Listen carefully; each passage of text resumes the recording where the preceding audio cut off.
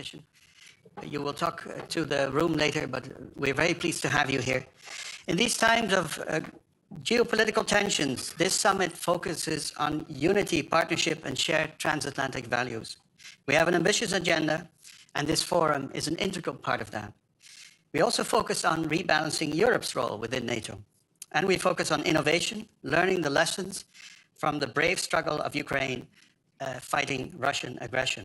And finally, we focused on new partnerships between governments, industries, and ecosystems, including, of course, innovation. And to open this afternoon session, I would like to ask Minister Ruben Brekelmans to join us, the Dutch Minister of Defense. Please give him a warm applause. Thank you.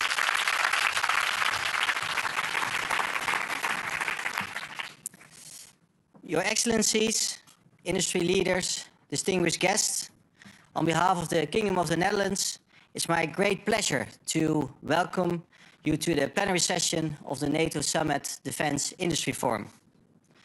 President von der Leyen, your presence here, together also with Secretary General Mark Rutte and President Zelensky, signals our shared determination. Ladies and gentlemen, tomorrow marks a historic day for NATO, a historic day for our collective security, and a historic day for our defense industry.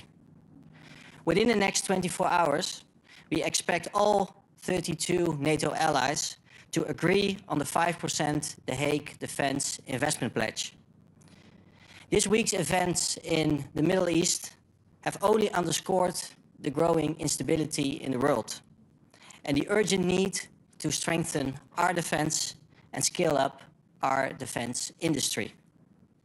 Now is the time to deliver. The 2025 NATO Summit puts the spotlight on world leaders.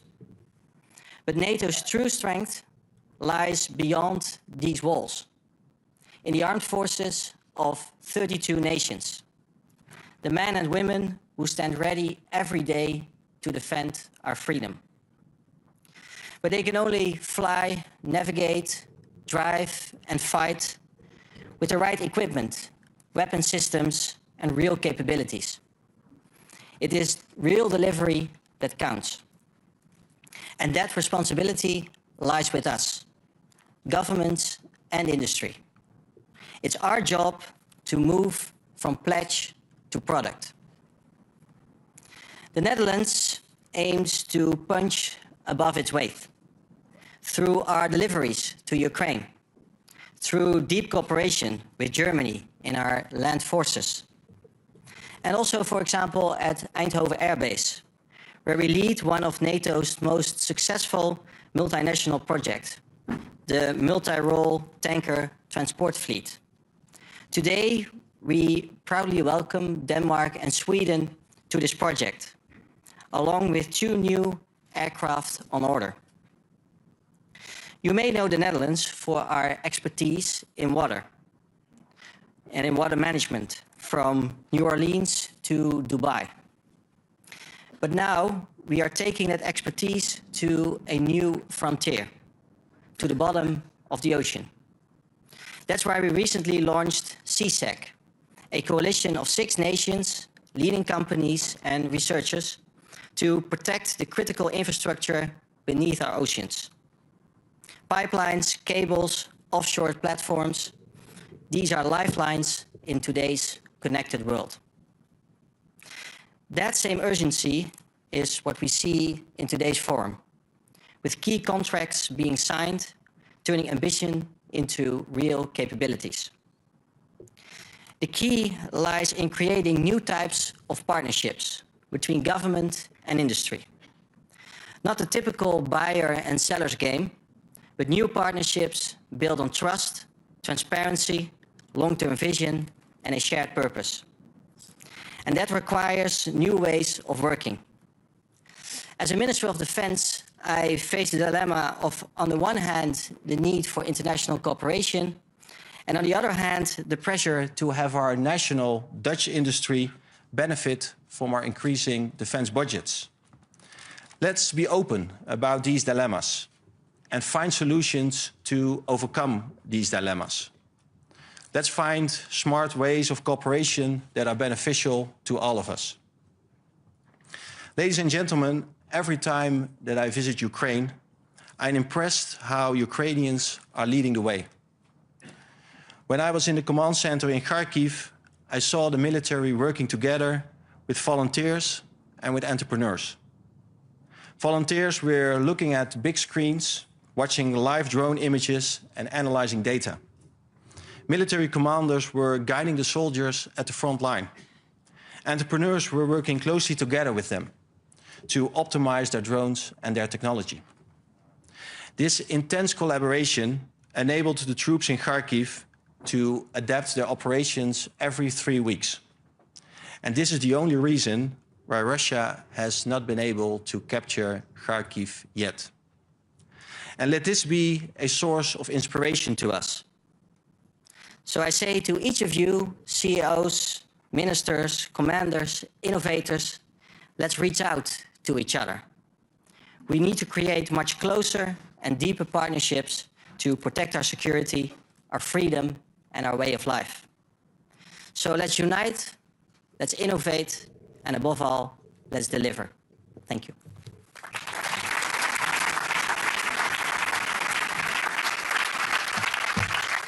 Thank you, Minister Brekelmans. You emphasized strongly the need for strong partnerships and a whole-of-society approach.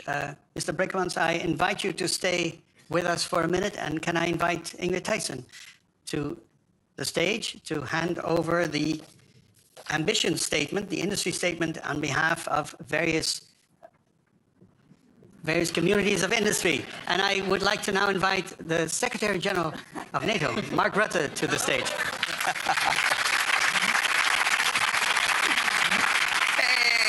Good to see you. Good to see you. Welcome home, Mr. Secretary General. Absolutely. And now we have the official handover of the ambition statement. Yes, and that's exactly what this is. An ambition statement from the North American and European business community.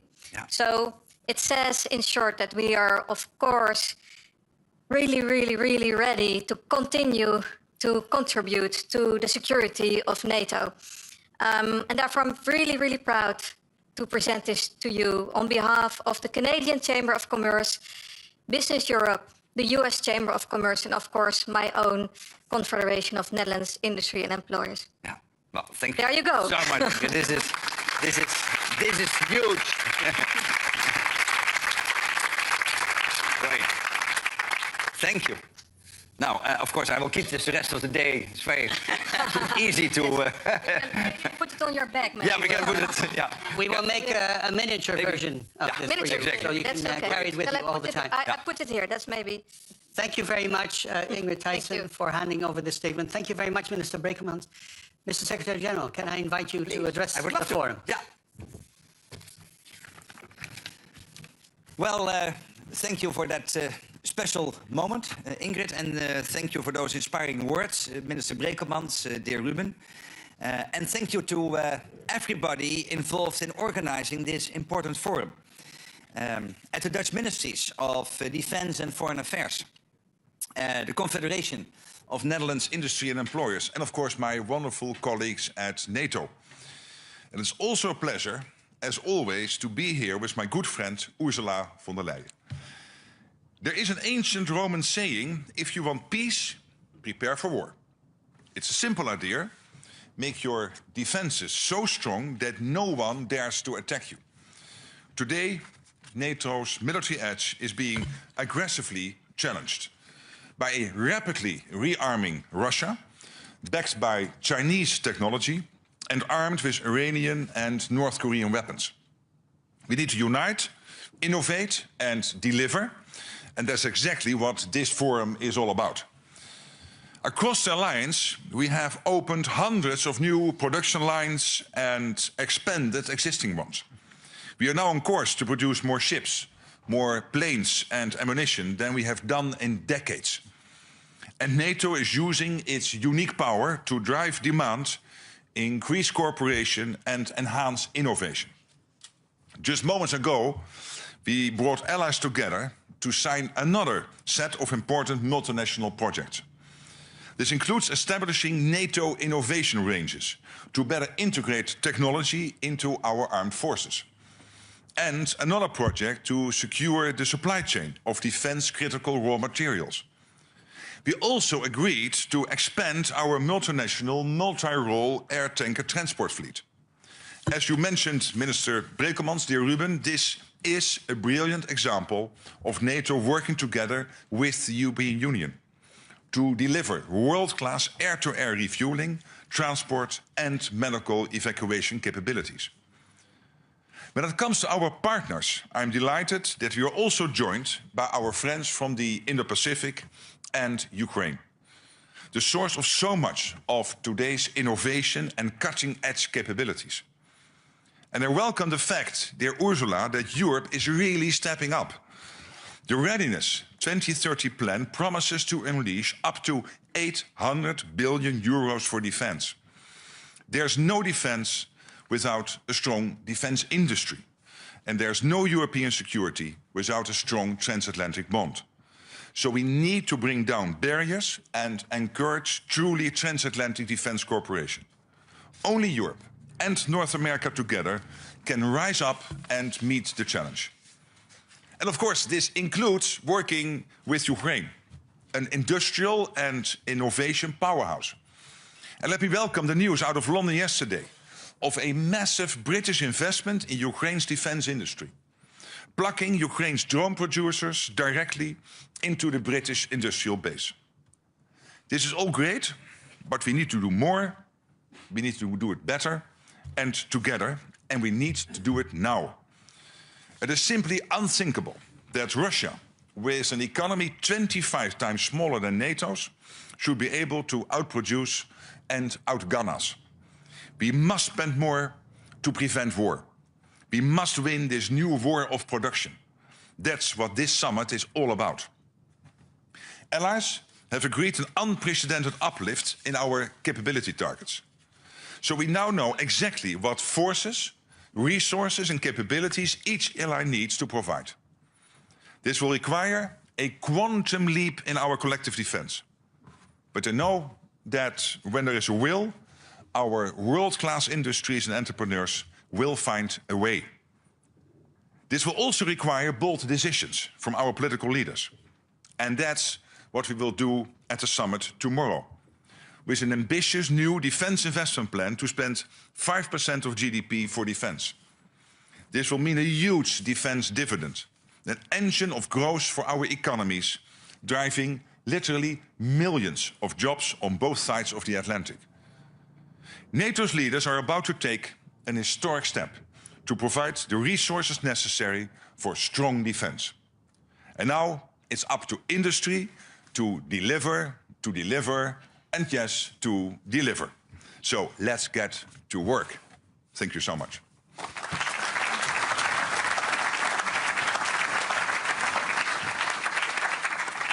Thank you, Mr. Secretary General. Thank you for emphasizing the urgency of the challenge, but also that we can actually achieve the challenge of transatlantic partnership, the stronger role of the EU, the partnership with Ukraine. Thank you so much. And I would now please warmly welcome Her Excellency Ursula von der Leyen, President of the European Commission, to join us on stage for her keynote speech.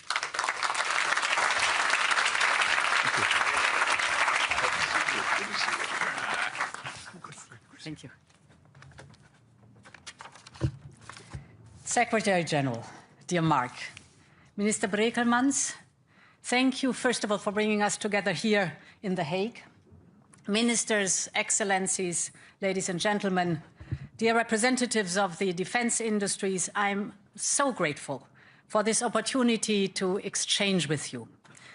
Because we all know that the future of Europe, yes, is being written on the front line in Ukraine, but not only.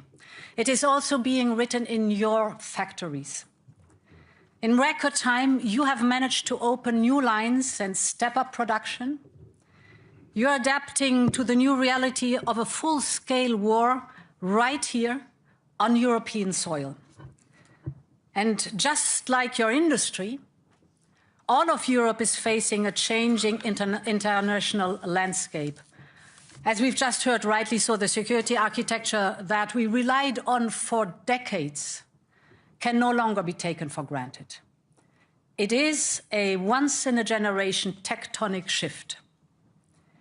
But in recent months, Europe has taken action. Action that seemed unthinkable just a year ago. We set up the Rearm Europe plan to mobilize indeed 650 billion euros in defense investment over the next 4 years. And in addition, in just 4 months, we created a new financial instrument, we call it SAFE, with 150 billion euros in loans for joint procurement.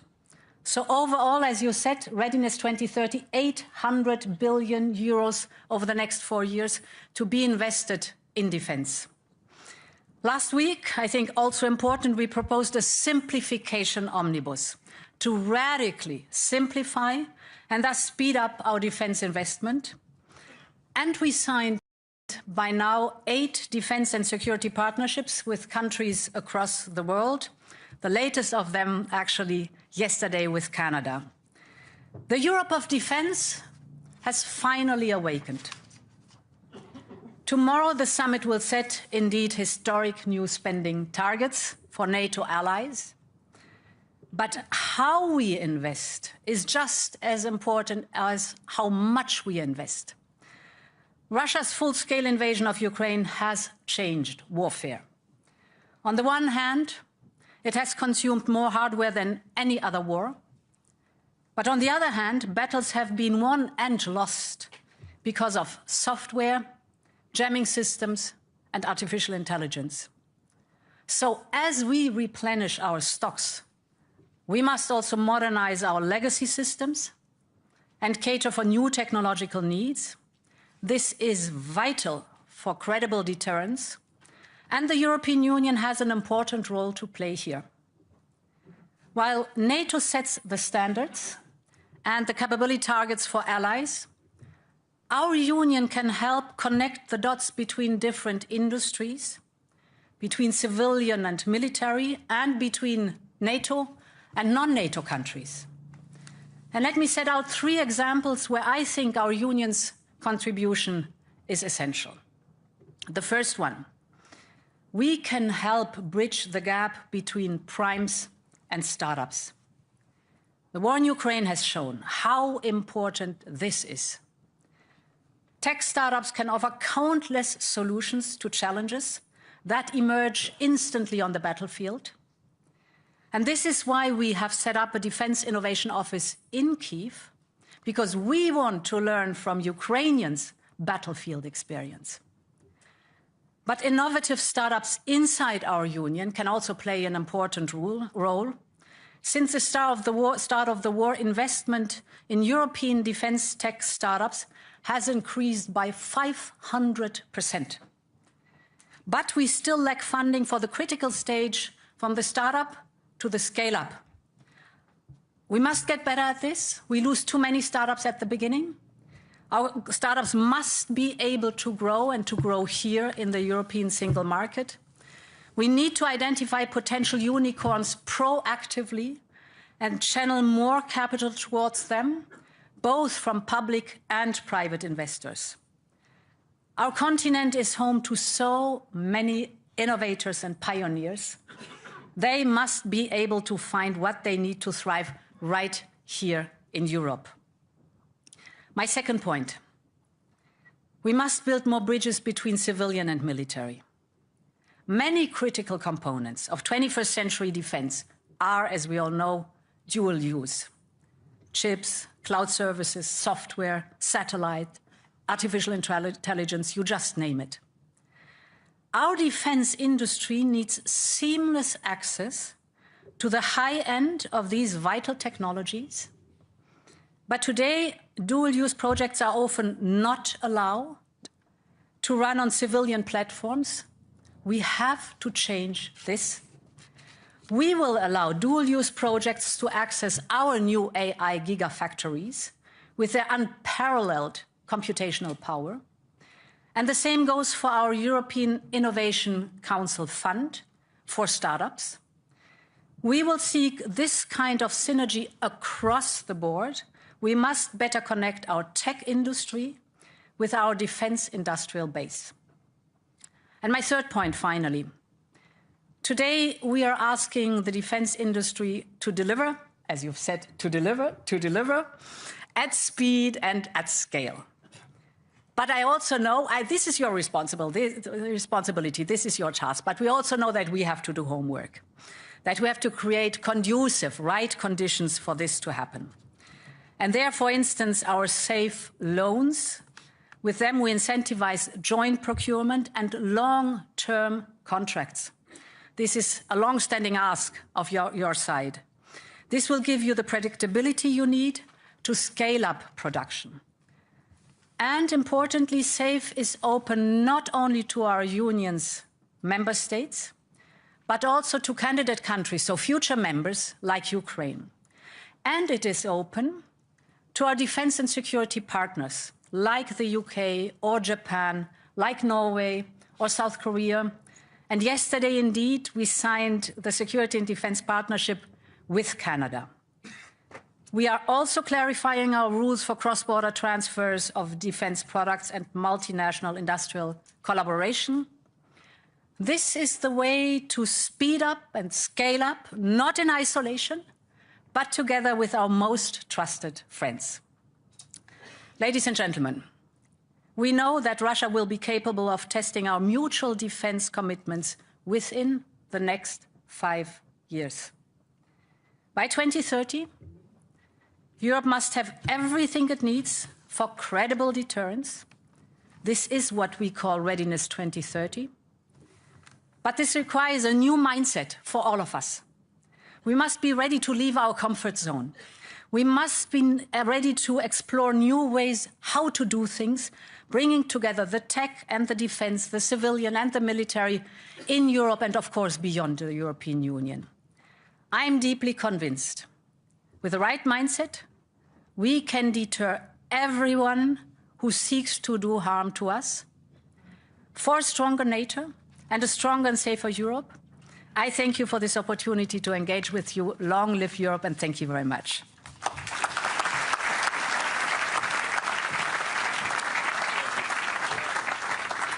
Thank you very much, President von der Leyen, for emphasizing the substantial role of the EU on security, the substantial support for Ukraine, and the substantial role in scaling up defense production. We will now have a panel on EU-NATO synergies, and it will be moderated by Monica Sidianho, Director of the Klingendahl Institute for International Relations. Thank you, Koen. And Your Excellencies, thank you so much for your clear and very concrete directions in your speeches. Having the leadership of the EU and NATO side by side on this platform is a very clear political signal. So, Madam President, why is it so important that your organizations work together? So, we've spoken about it many times, looking at this room. Let's take the perspective of a member state or an ally. Every country has one single set of forces. And then it's a political decision to send them into NATO operations or European Union missions, United Nations missions, or the coalitions of the willing. So from this angle on, one single set of forces, it's of utmost importance that we work very, very closely together, that in any kind of theaters, these forces can work together and interoperability is given. Everyone here in the room knows how important interoperability is and that it's not so easy to make it happen with the industrial structure that we had so far. So this is something where we really have to work on. The second reason why it is so important that we work together is that the modern hybrid threats do not differentiate between external and internal security or threats. Yeah. So whether it is cyber attacks or it is the sabotage we see, for example, in our infrastructure, but also the traditional warfare, but also the electronic warfare that we see, we have to work extremely closely together to make sure that we are able to deter these threats and to work against them. So 2 good reasons why NATO and the European Union should work closely together, not to speak of military mobility. All these topics play a big role. I was just mentioning the omnibus, so the simplification in our rules. For example, permitting rules, you know how important that is and how cumbersome sometimes the permitting process is. Now we change this, we reduce the obligation, the permitting process, we reduce the time for permitting. Sounds very technical, is of crucial importance for you. And this is a European Union responsibility, but of course it helps us, but it also helps you. Absolutely. So we are as one. Yeah. So we know the why, and you have stressed the importance of NATO-EU cooperation for years. How have the organizations stepped up this cooperation more recently? Well, of course, for NATO, the EU is our essential partner. There's no doubt. And when I came into this office in October, one of the first things I did was grab the phone and call the President of the European Commission, Ursula von der Leyen, and we had lunch. And basically we said, we have to make sure that this works. Because there are risks. Let's be honest. The EU is an organization based on unanimity in many cases. NATO is completely based on unanimity. So you need the 27 in the EU, the 32 in NATO, to come to agreements. And it is not always easy, and then sometimes that creeps into the relations between the officials of both organizations. We said that will never happen.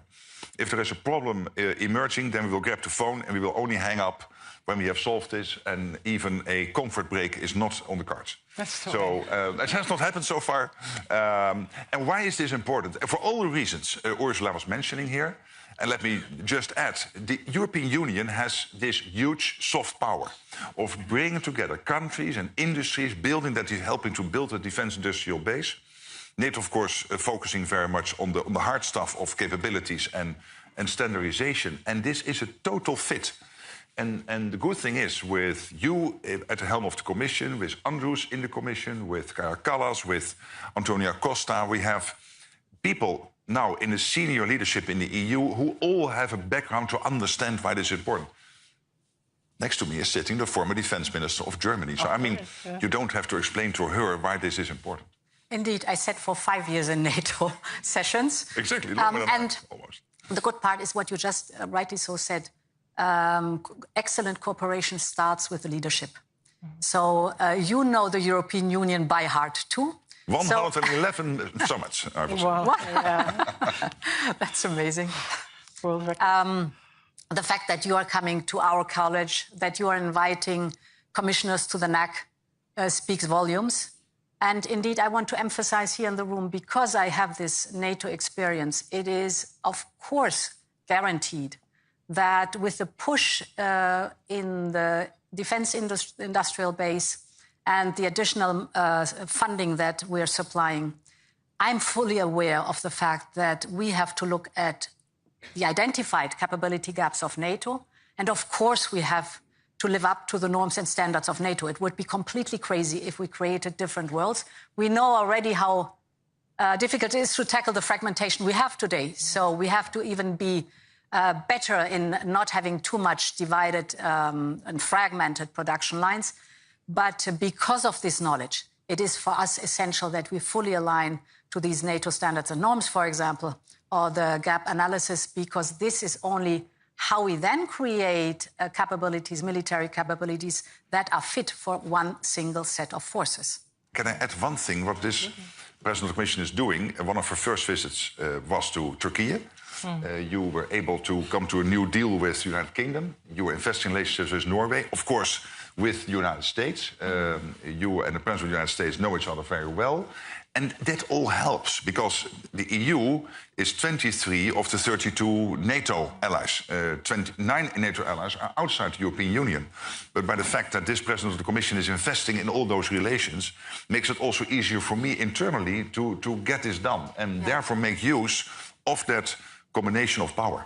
That's an important point indeed. Sorry, we take... No, you can... take over. I like the enthusiasm, But as Mark said, we have developed this security and defense partnership agreements. For example, with the UK, that was the first one, with Norway, also with Japan and South Korea, and yesterday with Canada.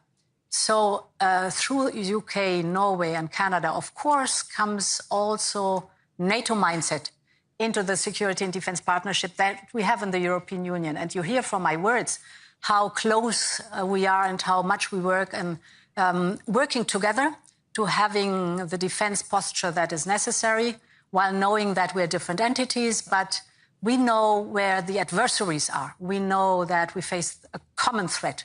And we know that the adversaries do not differentiate between NATO and the European Union. They have their strategic goals, and we have to deter that. The EU adapts to the geopolitical context. And maybe more specific to this Defence Industry Forum, what more could be done to drive innovation and industrial production? So, innovation, if you look at the situation at the moment being with Russia's war in Ukraine, I must say, like all of you here in the room, I am deeply impressed how Ukraine, while fighting a war for their survival, has developed a defense industry, drones and ballistic missiles from scratch, because there was nothing 3.5 years ago. And this while fighting a war. And of course, they are extremely innovative. And they explain to me, and I think also to all the others of you, they have learned, then Russia has learned. They have learned, Russia has learned. They have learned, Russia has learned. So they are, I think, the most modern what drones is concerned worldwide at the moment being, but Russia also has this knowledge. We should not underestimate that. So therefore, first point, our innovation office in Kyiv is there that we learn from Kyiv what it's all about. That's one part. Then in general, we have brilliant startups. We have talented people, fantastic minds here in the European Union with super startups. But then we see that this scaling up is difficult. Here in the European Union, it's mostly access to capital and sometimes cumbersome procedures in the single market that is not single enough, but fragmented. So what we do at the moment, BIG, specifically create, we call it the Savings and Investment Union, which is a deep and liquid capital market essential for our startups. And to create for innovative startups a so-called 28th regime, so that they have one single regime, legal regime to look at when they want to grow and scale up in the European Union. And the third point is indeed the partnerships we were just addressing. These partnerships, of course, are also important for the strategic depth we need. So these are topics or these are work strands that you can use to boost innovation. Thank you for those clear examples. And Mr. Secretary General, what main barriers do you see? And how could the organizations cooperate to optimize? Yeah, what I've learned over the years is NATO and the EU are difficult beasts because you have unanimity, you have many different points of view. So perfection is not to be achieved, because for perfection you need too much time and nothing will happen in the meantime. So I think what we are doing now is working together in the spirit of keeping speed, the better not being the enemy of good. And when it comes, for example, to developing this whole issue of the defense industrial base, and within that, the issue of innovation, the fact that we have this experience between U4 and K4 in the Western Balkans. So we know how NATO and the EU can closely work together. The same is now the case in Kyiv. We are really working very closely together, almost as one team, where we have the commands in Wiesbaden, of course, also working for Ukraine. We have our team in Ukraine. We have the EU team in Ukraine. And what we try to do is to make sure that this is all working as one, and having not too many official stuff going on and Mr. So-and-so and Excellency this. Keep it practical, keep it going, and know that perfection will never be there, because you will always have allies in NATO or member states in the EU who will try to slow it down a bit. But then you have to make sure that you work on the 80-90% of the countries who really want to speed up. Spend your time there. That's much more efficient than spend all your time on the one or two laggards. That's the spirit. Madam President, Mr. Secretary General, thank you for your guidance and success in the days to come. Thank you so much. Thank you. Thanks a lot. We go out or... I have no idea. I have no idea. I think we go out. We now go out. Yeah, we go out? Okay. Oh, is Zelensky coming? He's coming. We stay here? Come on. Please. We stay here. Yeah. You stay here.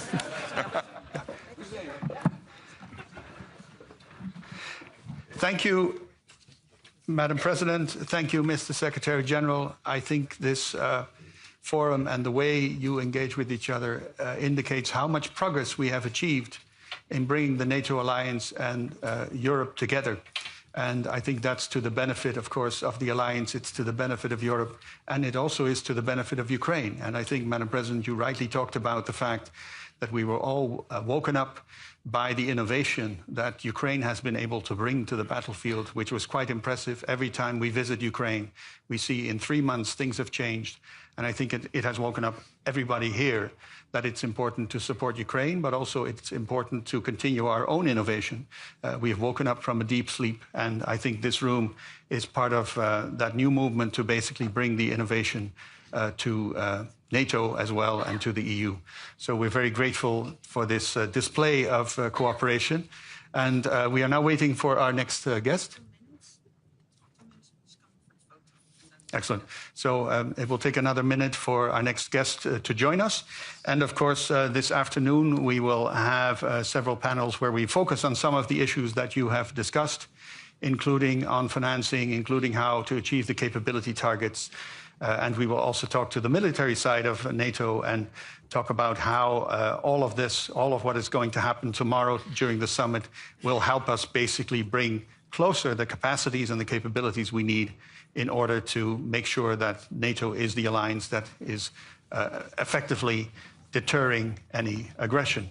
So I think we have a program that will really help foster this partnership that we're looking for, the partnership between governments, the partnership between governments and the private sector, and also, of course, between the knowledge institutes that we now fully engage. So thank you very much for, and we will take another minute. And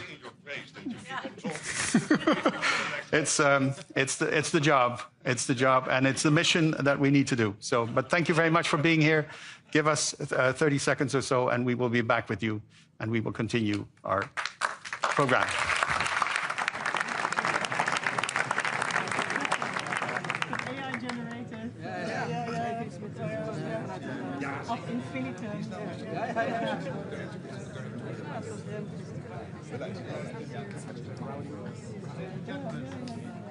Can I please welcome to the stage, it's an honor to announce President Zelensky, and can I ask the Secretary General and the President of the European Commission to come to the stage.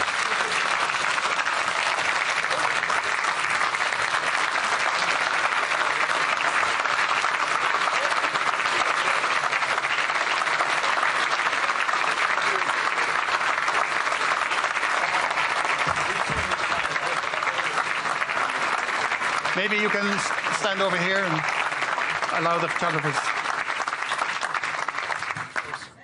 No. Now it is your one. Yeah. So, and now? Photo or video? Photo or video. But you have a whole speech there. I think... the lectern is yours. So I will go? You will go. And Mr. President, can I invite you to address the room? Yeah. Thank you. And we go off again. Thank you. That's all. Thank you so much for being here. Please. Thank you very much.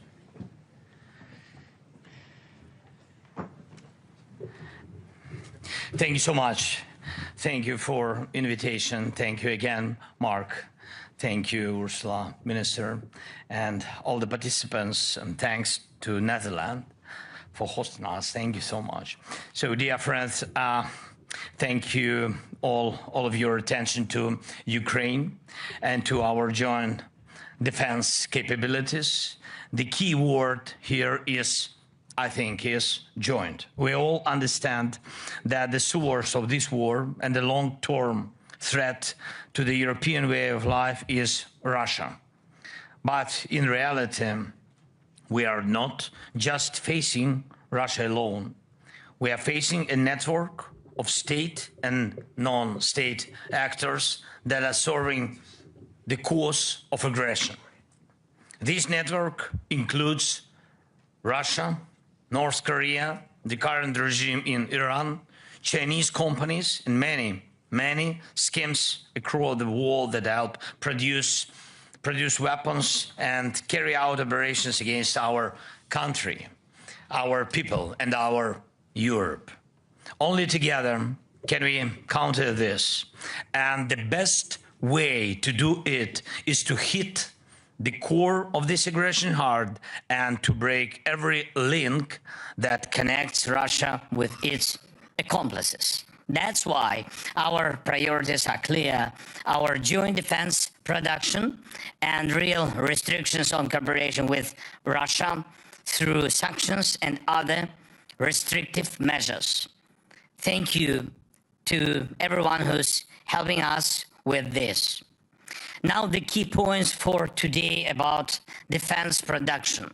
First, investment and technology.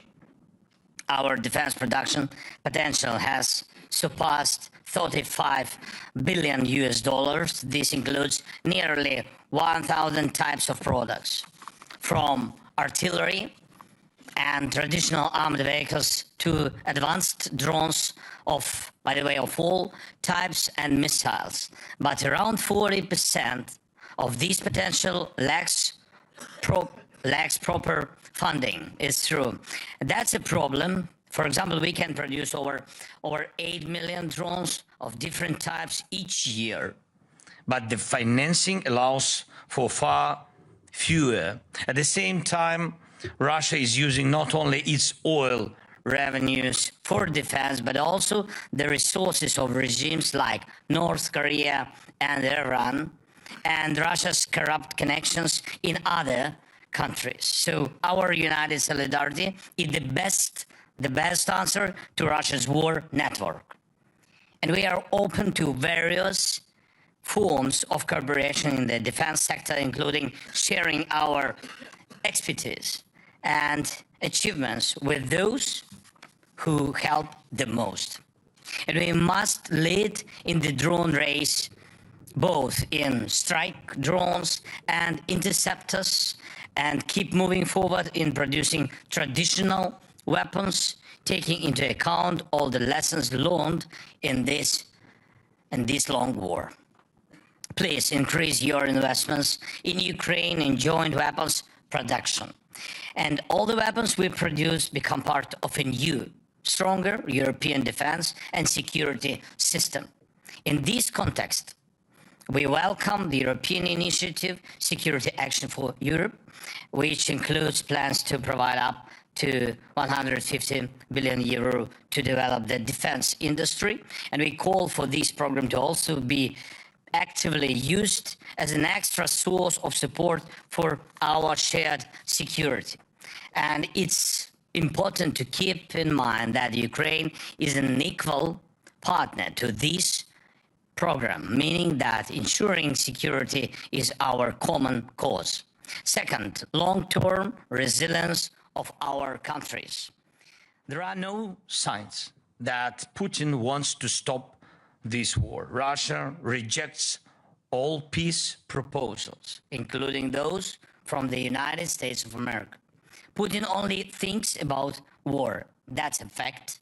Maybe he connects his own political survival with his ability to keep killing. So long as he kills, he lives. And our intelligence confirmed this. Russia is even planning new military operations on NATO territory, meaning your countries, and this war is now on in Ukraine, and it's to get prepared, well, to be ready. No doubt we must stop Putin now and in Ukraine, but we have to understand that his objectives reach beyond Ukraine. European countries need to increase defense spending. We believe that 5% of GDP is the right level. A united Europe can create a defense capability that will destroy Russia's illusion that war with Europe could bring it anything. To kill that illusion faster, we must take away Russia's ability to continue this war against Ukraine with impunity. It's better to hold Russia back where it's already stuck. And I thank every country, and I thank every leader who has already decided to commit part of their national defense spending to supporting Ukraine. If every European country commits at least 0.25% of its GDP for these, and we are thankful to those countries who commit more, like Netherlands, Norway, Sweden, and such big commitment like from Germany. It's something quite reasonable. The chances for peace in Europe will grow. Third, please make sure your countries and your companies are not helping Russia or its buddies in any way. This is crucial, really. And there is no significant Russian weapon today that is produced without components, without equipment or materials from other countries, sadly, including some from Europe and NATO. Yes, of course. And this must stop. Such components can be found in every Russian missile, in most of their drones, and in military vehicles. And it's not just China. Also, Taiwan and some of these parts come from the European countries and from the United States, and every single component or machine tool delivered to Russia's defense sector helps prolong the war and is a crime against peace. Every scheme that helps them build Shahed drones or any other tools of killing is not just aiding a war against us, it's a threat to you and to the way of life that millions in our countries value deeply. Please, let's make sure that our defense potential and the potential of our partners works for our peace, not for Russia's madness. Thank you. Slava Ukraini. Thank you so much.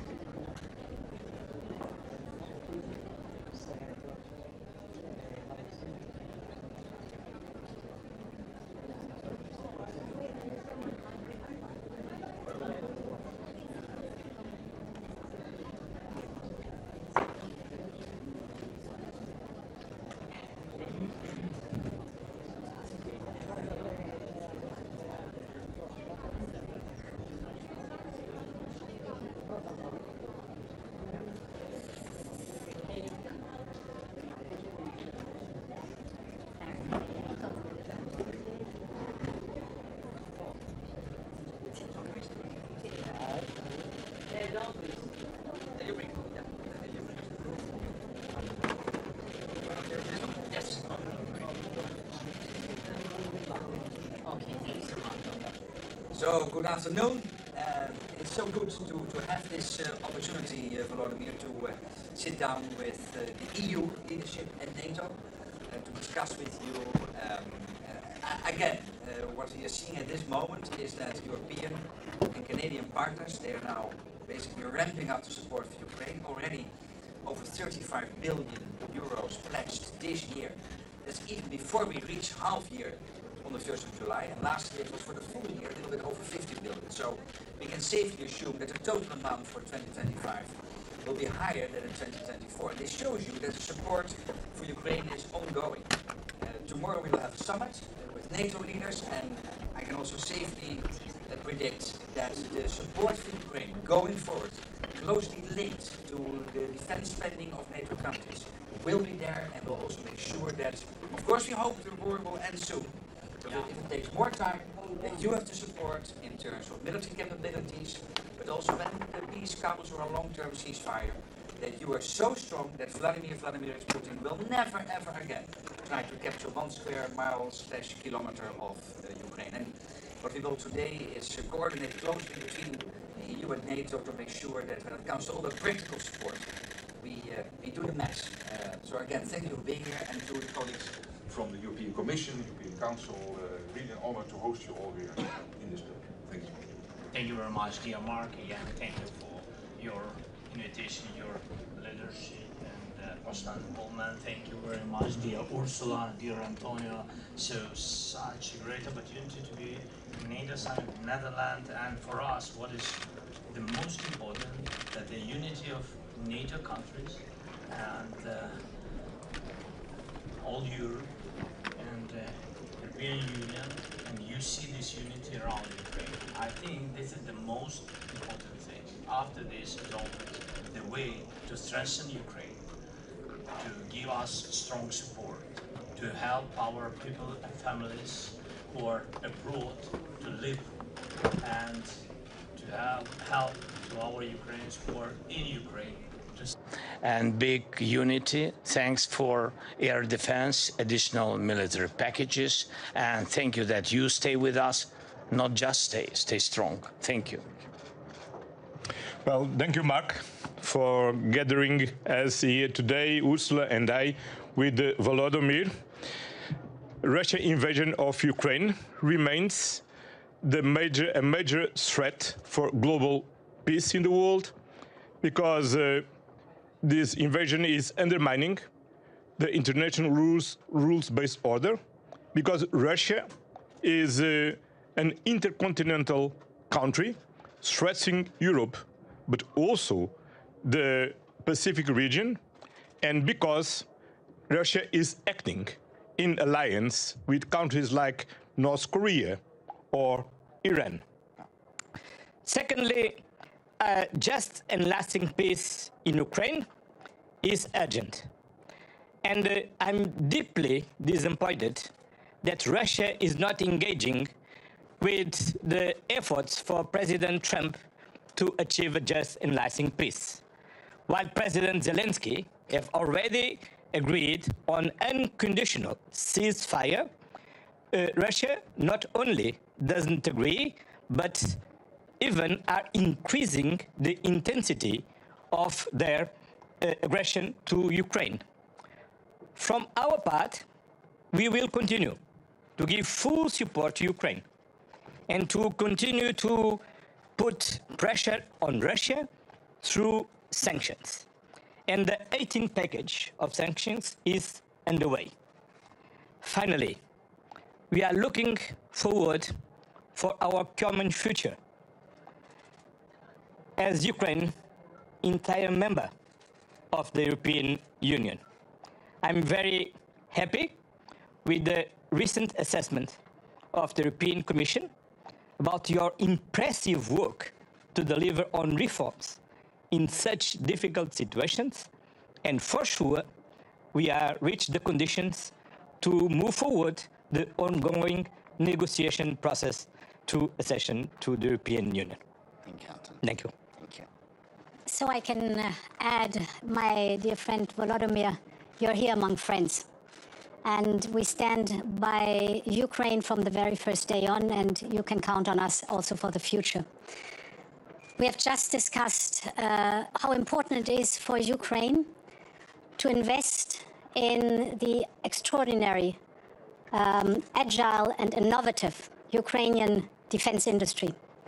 Therefore, we have designed a funding program of 150 billion euros, we call it SAFE, where member states, but also Ukraine and other partners, can take these loans to invest in the Ukraine defense industry, which has shown its ability to innovate, to produce fast and reliably at scale. We can learn a lot from you, what that is concerned, but in this way we can support you also for the survival of Ukraine. Secondly, of course, there's constant financial support to Ukraine because we know you're fighting a war that is also protecting our values and our principles. And thirdly, indeed, we have to put pressure on President Putin that he comes to the negotiation table and that he's engaging seriously in negotiations for a just and lasting peace. Therefore, the 18th sanctions package is a biting one, is a hard one. I know that our G7 friends will follow suit with their sanctions. So all this shows you are among friends. You can count on us. We stand by your side. Thank you. Okay. Good? Okay. Thank you. Thank you. Thank you so much.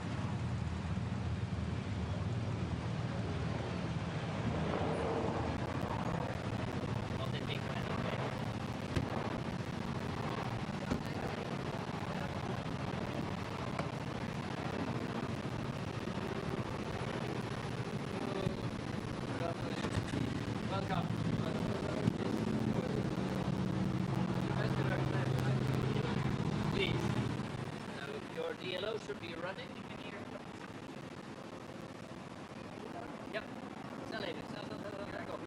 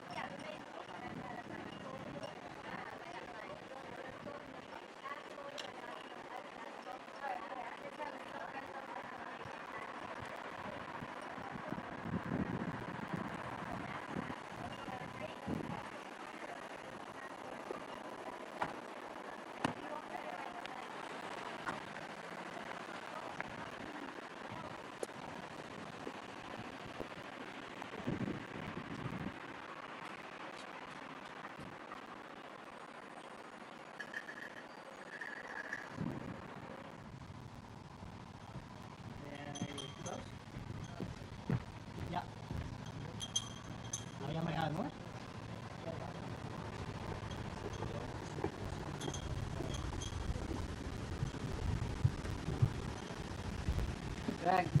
Good.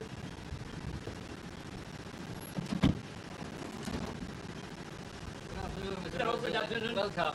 Thank you very much. Welcome. I've got some of your people here too. Okay.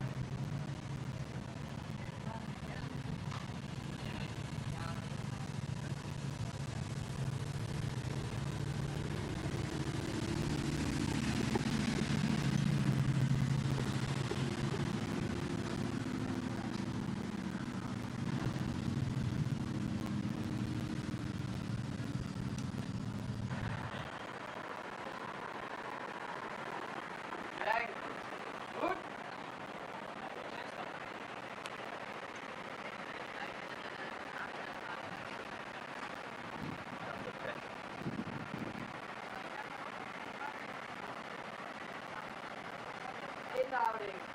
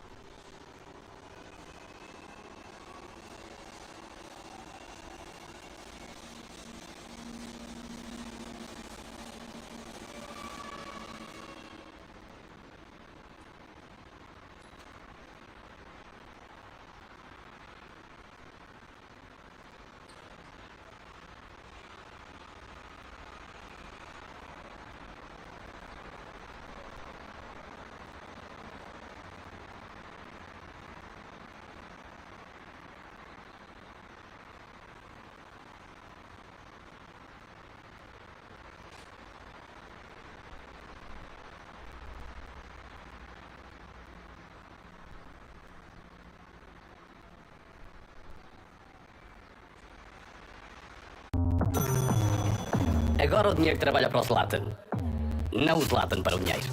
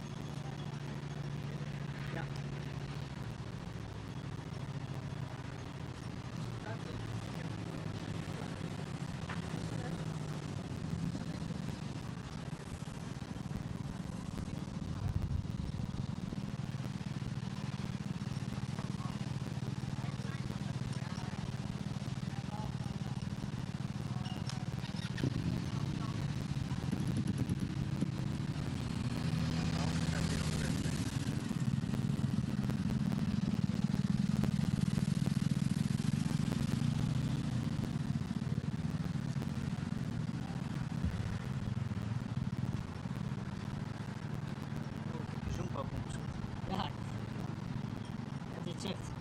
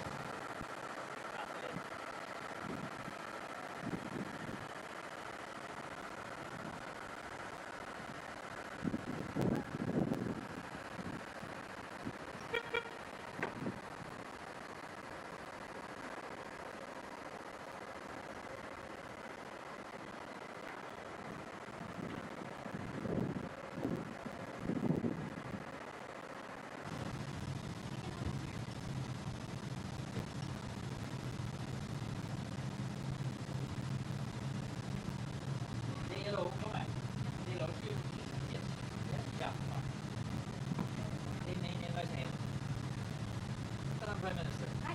Welcome. Sorry to make you wait. All right. See you. We did our best. Nice time. And I got the information from Sigridur Snyder. Yeah. He's a good friend of mine. We studied together. And, so I have a very warm heart for Iceland. Sigrid was, we joined the two services together. Okay. And I was in Nigeria and she was number 2 in Moscow immediately.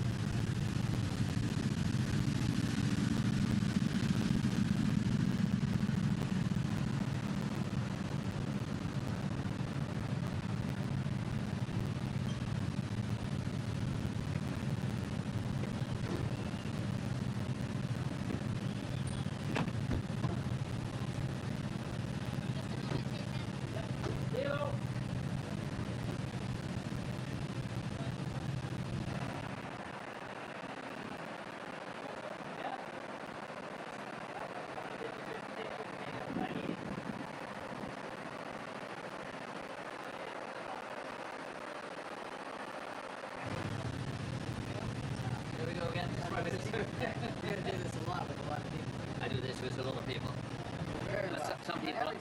Some people are more fun than others. I'm very important. You go to the right again. Okay.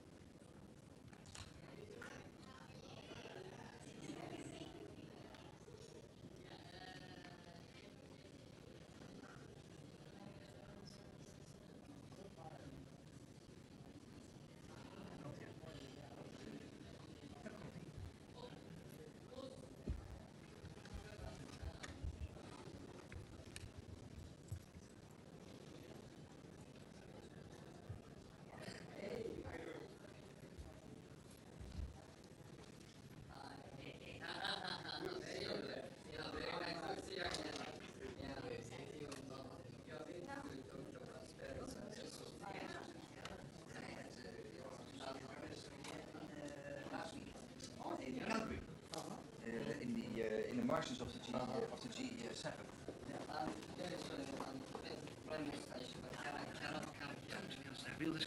Yeah. Shall I? So, good afternoon. Yeah. A warm welcome, really, again. Yeah. Really very special. Of course, we have met really now many times, but I particularly recall my visit to Japan in April, early April, which was very successful, meeting with you, with the Prime Minister, the Defense Minister, the Minister of Economic Affairs, also to meet the impressive defense industrial base in Japan and other meetings. So that was a very successful meeting. And I had the honor to again meet with the Prime Minister last week in Calgary during the G7.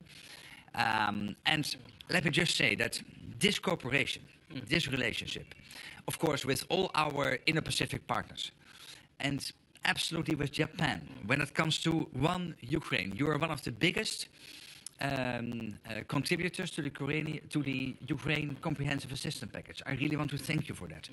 Anyway, what you're doing more generally on Ukraine is impressive, and the support. Our Defense Industrial Cooperation, everything you're doing on innovation, the fact that we, as NATO and Japan, really work more closely together, I think, than ever. And this is now the 4th summit in which Japan, at a very senior level, is participating, the 4th NATO summit. So for all these reasons, I really want to welcome you and look forward to our discussions. We also have a meeting tomorrow together with the Republic of Korea, New Zealand and Australia and Japan. So this will really be very fruitful. And of course, our meeting tonight. So again, thank you so much for being here, and I look forward to our discussions. Yeah, thank you.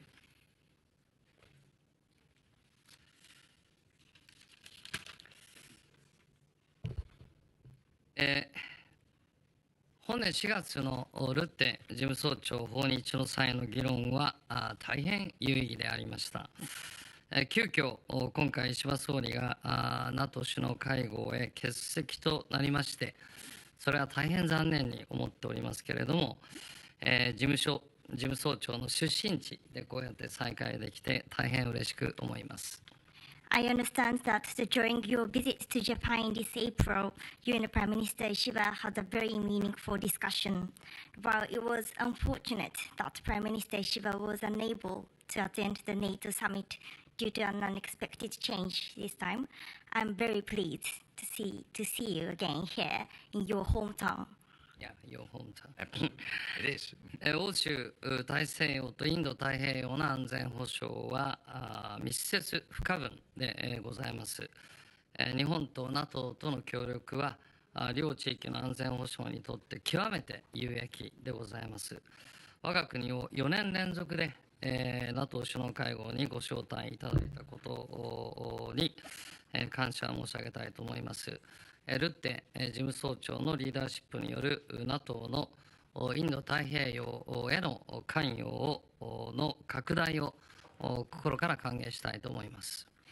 The security of the Euro-Atlantic and the Indo-Pacific regions is inseparable and is intertwined. And cooperation between Japan and NATO contributes significantly to the stability of both. And I thank you that Japan has been invited to the NATO summit for 4 consecutive years so far. And we welcome NATO's expanded engagement with the Indo-Pacific under your strong leadership. 防衛産業をはじめさまざまな分野で日本と NATO の協力をさらなる高みに押し上げるべくルッテ事務総長としっかり連携していきたいと思います。ありがとうございます。I am very much looking forward to continuing our cooperation with you to elevate the Japan-NATO partnership to new heights, including in areas such as defense industry. Thank you. Thank you. Thank you so much. Thank you. Really. Thank you. I will take you to the Dubai. So much to be here. I really highly appreciate this. It's the 4th time.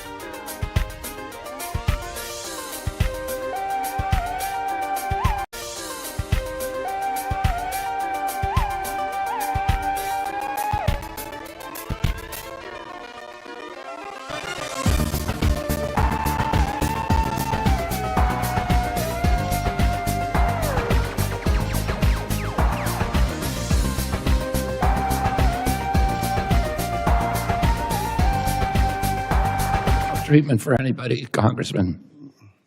As I said, I'm happy to explain it, but you don't give me any chance to answer questions, which is part of the game that we play here. Mr. Secretary, I've heard your story. Again, I think that it's great that you talked about your recovery, but man, you can't pull the ladder and shut the door. There are people like President Trump's family and your family that have resources, but there are families like mine and Secretary Vance's. Gentleman's time has expired. We're not denying. Time has expired. Not treatment away from anybody. The subcommittee is going to take a quick 5-minute break. We'll be right back in 5 minutes.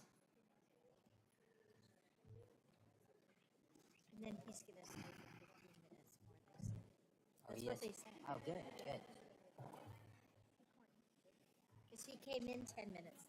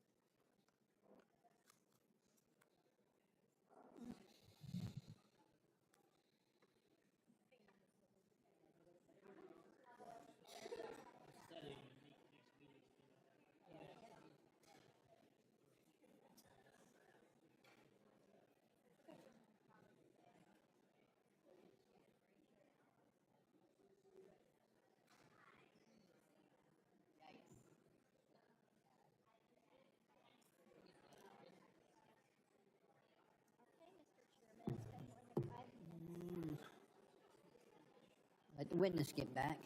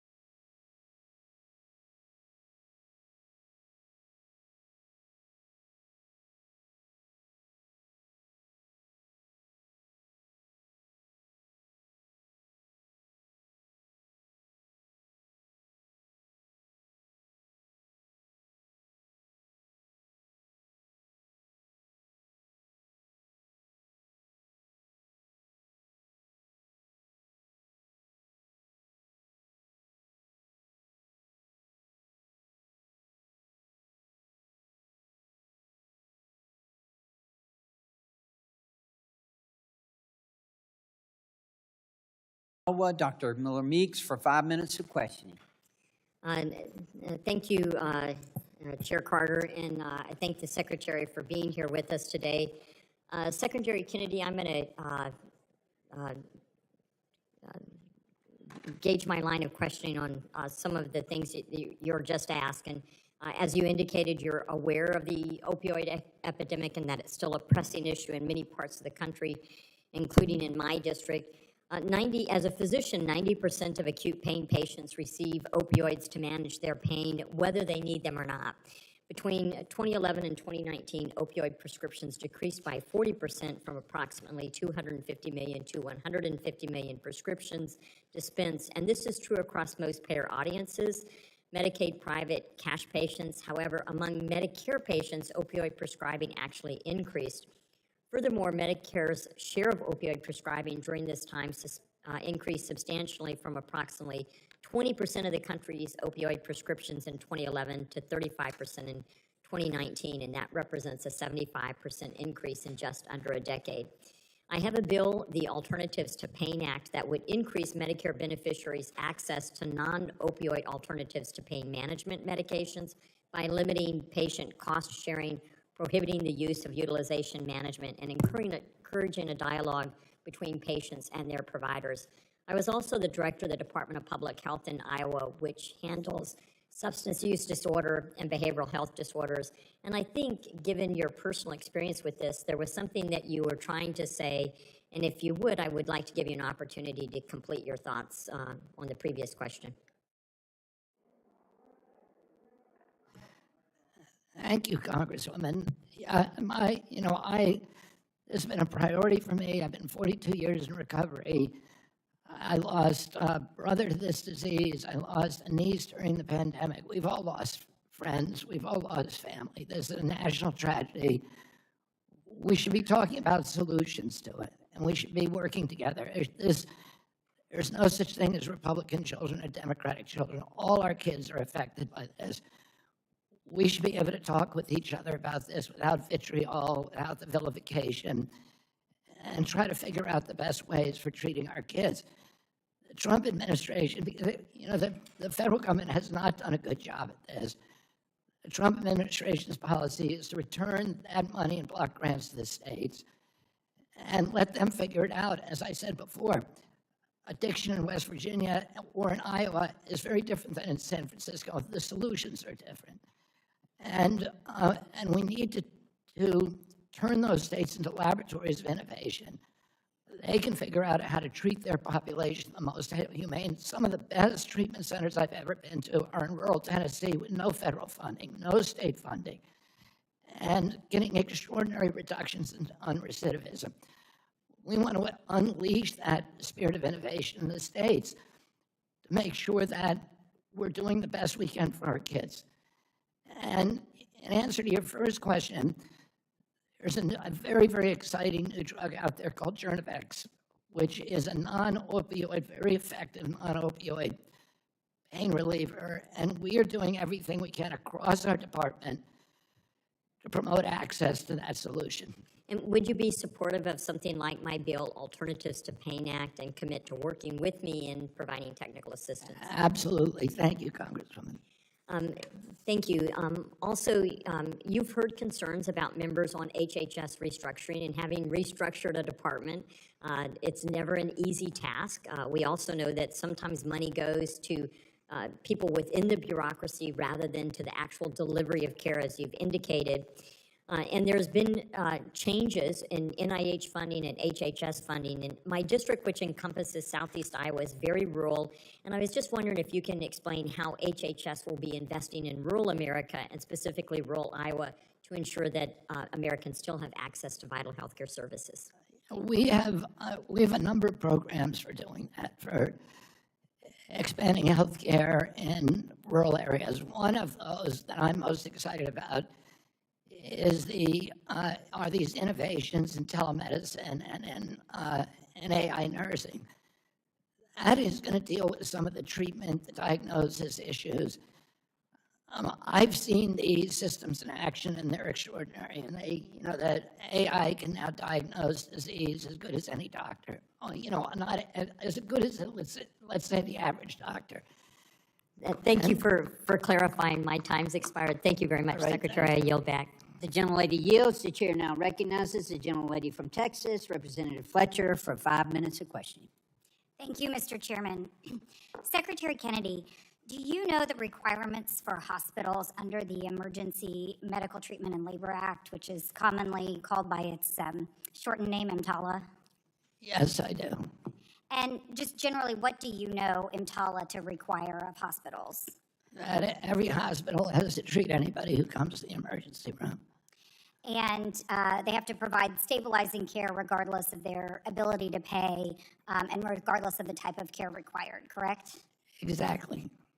And Secretary Kennedy, you understand that according to the American College of Emergency Physicians, American College of Obstetricians and Gynecologists, the American Medical Association, and the Society for Maternal Fetal Medicine, in certain circumstances, necessary stabilizing care for the purposes of fulfilling a hospital's obligation under EMTALA could be providing abortion care, correct? In cases, for example, ectopic pregnancies and botched abortions and in miscarriages, those hospitals are required to provide care. Elective abortions, they're not.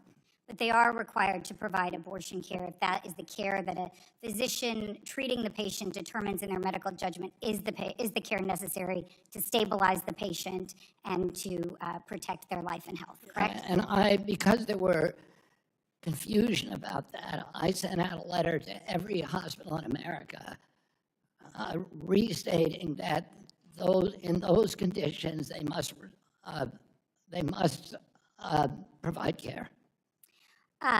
Okay, and I think that that's consistent with what we have heard from emergency physicians, obstetricians, other treating physicians that have made clear that in certain circumstances, clinically recognized, evidence-based, necessary medical treatment in various circumstances, including but not limited to the ones you just listed, abortion care is the necessary stabilizing care, some kind of care that may end a pregnancy. So in those cases, you would agree with me that EMTALA requires the hospitals to provide that care? Yes. And that's what President Trump believes. And you just mentioned that you issued some guidance to all the hospitals and care providers across the country, rescinding some guidance from the prior administration and making clear that that is the requirement. Now, the guidance that you rescinded was issued shortly after the Dobbs decision, which was announced 3 years ago today, and created some confusion. And so I think one thing that's important, one thing that I hear from doctors in states like mine, is that this kind of guidance and clarity is very, very important to giving the practicing physicians the comfort that they need to do their jobs. And so I think it's really important that you continue, and I hope that you'll continue to make as clear as you have today in this hearing, that EMTALA ensures and protects pregnant women in all 50 states. I will continue to do that, Congresswoman. And with the time I have left, on one other note, in response to some questions from Mr. Pallone earlier, he talked about, as I believe Ranking Member DeGette has as well, several of the letters that our committee has sent, or members of our committee have sent to you with concerns about actions being taken at HHS. And certainly, I agree with a lot of those concerns. I represent Houston, Texas, and we have an incredible amount of research going on through National Institutes of Health, incredible development of all kinds of transformative therapies and treatments. And so we have a lot of concerns. I know you mentioned that you have gotten thousands of letters from members of Congress, and I can appreciate that. But I would ask that, recognizing that this committee, the House Energy and Commerce Committee, has jurisdiction and is the committee of jurisdiction over HHS, that the requests that come from the ranking member, that come from the Energy and Commerce Committee get prioritized by your staff in terms of looking at congressional responses. I think it would be very important because we have jurisdiction, and you've indicated you'll work with a lot of folks here on a lot of different issues, and getting those answers and being able to work to address the concerns that we have is really important. So I just ask that you prioritize those responses. You have my commitment to do that, Congresswoman. And I would also say this, and it's the same thing that I said to Congresswoman Dingell. It's not our intention to cut anything that is the kind of research that you're talking about, which is critical research. We need to keep America the hub of that kind of research. And there was some malicious compliance. There were some mistakes made. Thank you, If the Mr. gentlelady's Secretary. My time is- time has expired, and so I Gentlelady's will time go is back. closed. Contact us, and we will redress them. The chair now recognizes the gentlelady from Florida, Representative Kimmick, for 5 minutes of questioning. Thank you, Mr. Chairman, and thank you, Secretary Kennedy, for being here. I know that this has been a bit of an interesting morning, but I do appreciate your commitment to the initiative to make America healthy again, as well as all the other reforms that you're looking to initiate. As someone who represents a very large and rural district in Florida and cares deeply about access to care, especially for our underserved communities, I've seen the good that HHS can do, but I've also seen where the bureaucracy falls short in helping people, particularly in rural areas. So I'm encouraged significantly by your willingness and efforts to restructure the department. Now, I know that there are many broken systems within HHS, and it's going to take a disruptor. And sir, you are a disruptor, and that's what we need in these times, because so many people, especially here in Congress, they want to maintain the same broken status quo. I think collectively as Americans, whether you're Republican or Democrat, we can agree that we have sick care in this country, not health care. And the culture has been all about maintenance rather than prevention. And so I appreciate all of your efforts in working to try to address that. So I'm just going to jump right in. As you know, Secretary Kennedy, under the previous administration of Joe Biden, maternal health deserts expanded significantly, leaving over 2.5 million women without access to any sort of maternal health care. In fact, I believe it was 1 in 25 maternal health clinics closed under the previous administration. And you've pointed out that there are more than 40 different maternal health programs scattered across HHS. So from where I sit, that sounds like a lot of bureaucracy, and I want us to focus on patient outcomes and improving those, such as like you do. So walk us through how you're planning on streamlining and making a more coordinated effort to deliver healthcare to moms and moms to be around the country. Yeah, I mean, this is a priority for President Trump. It's a priority for me personally. We have a maternal health crisis in this country. It disproportionately impacts minorities. Black mothers have a 2.6 times greater chance of dying in childbirth. A black mother with a college education has 2.6 times greater chance of dying in childbirth than a white mother with a high school education. So it's impacting those communities, but it's impacting every American. And we need to protect our moms, we need to protect our kids, and we need to do a lot better. So, and we intend to do that in this administration. Well, as someone who is 8 weeks out from delivery, I know you can't see it because I'm so short, but I appreciate that, and I look forward to working with you so we can streamline these services so moms can get the help and access to resources they need. Changing gears a little bit here, the DHS Inspector General has confirmed for us what so many of us have known for a long time, that under the Biden-Harris administration, HHS, which is responsible for unaccompanied children, they lost track of over 340,000 unaccompanied migrant children. They failed to vet sponsors, and they blocked law enforcement from getting critical information to ensure the safety of these children. Now, we know several investigative reports, both from government sources and outside, have reported that these kids were sent to unsafe addresses, even non-existent ones. They were exposed to trafficking and exploitation, and many of them have not been found to this day. Now, I know you've had a lot on your plate. It's been a crazy 6 months, but I know this is a top priority for HHS. So like so many other things that you've been tasked with cleaning up, what specific steps is HHS taking to restore the accountability, improve the sponsor vetting, and ensure that law enforcement can do its job to protect these children and find these children? I mean, one of the major reason that the Biden administration lost track of all those children is because they were emphasizing speed over security. And there were political reasons for that. They wanted to get the kids out of U.S. custody, so they were handing them off to anybody. It didn't require background checks. It didn't require identification even. I've watched horror stories of the same person picking up child after child after child, using different names and different addresses.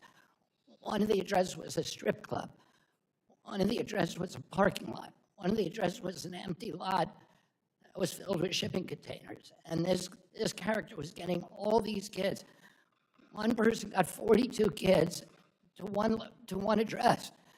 What we're doing now is DNA testing on every sponsor. We're doing personal identification. We're doing background checks, and we're doing income verification. Thank you, Mr. Secretary. Thank you. My time has The expired. gentlelady's time has expired. The chair now recognizes the gentlelady from New York, Representative Ocasio-Cortez, for 5 minutes of questioning.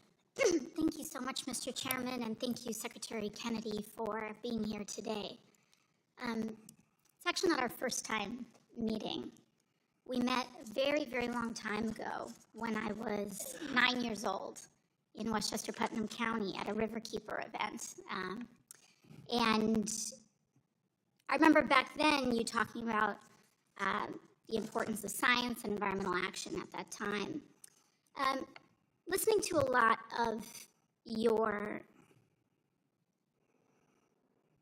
discussion and a lot of the messages that you provide to people, you talk a lot about corporate influence and corruption in government. And this is an area that's very important to me, and it's an area that I do a lot of work in.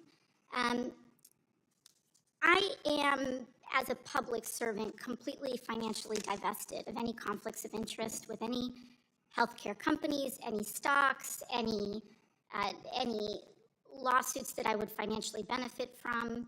Are you? Yes. You're completely divested. Yes. You have no financial interest in any lawsuit, crypto, none of that. No. Oh, Okay. crypto? I own Bitcoin. Okay. And do you have any other securities or assets?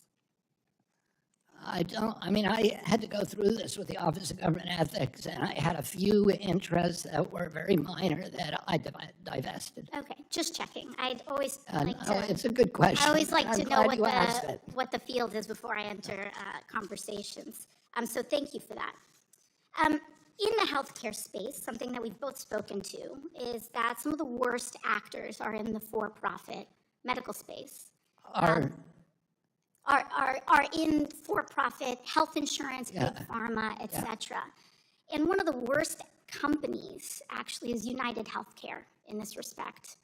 United Healthcare is the largest health insurance company in the country. They are the largest employer of doctors and own thousands of pharmacies, clinics, surgery centers, and home health agencies, as well as hospice providers.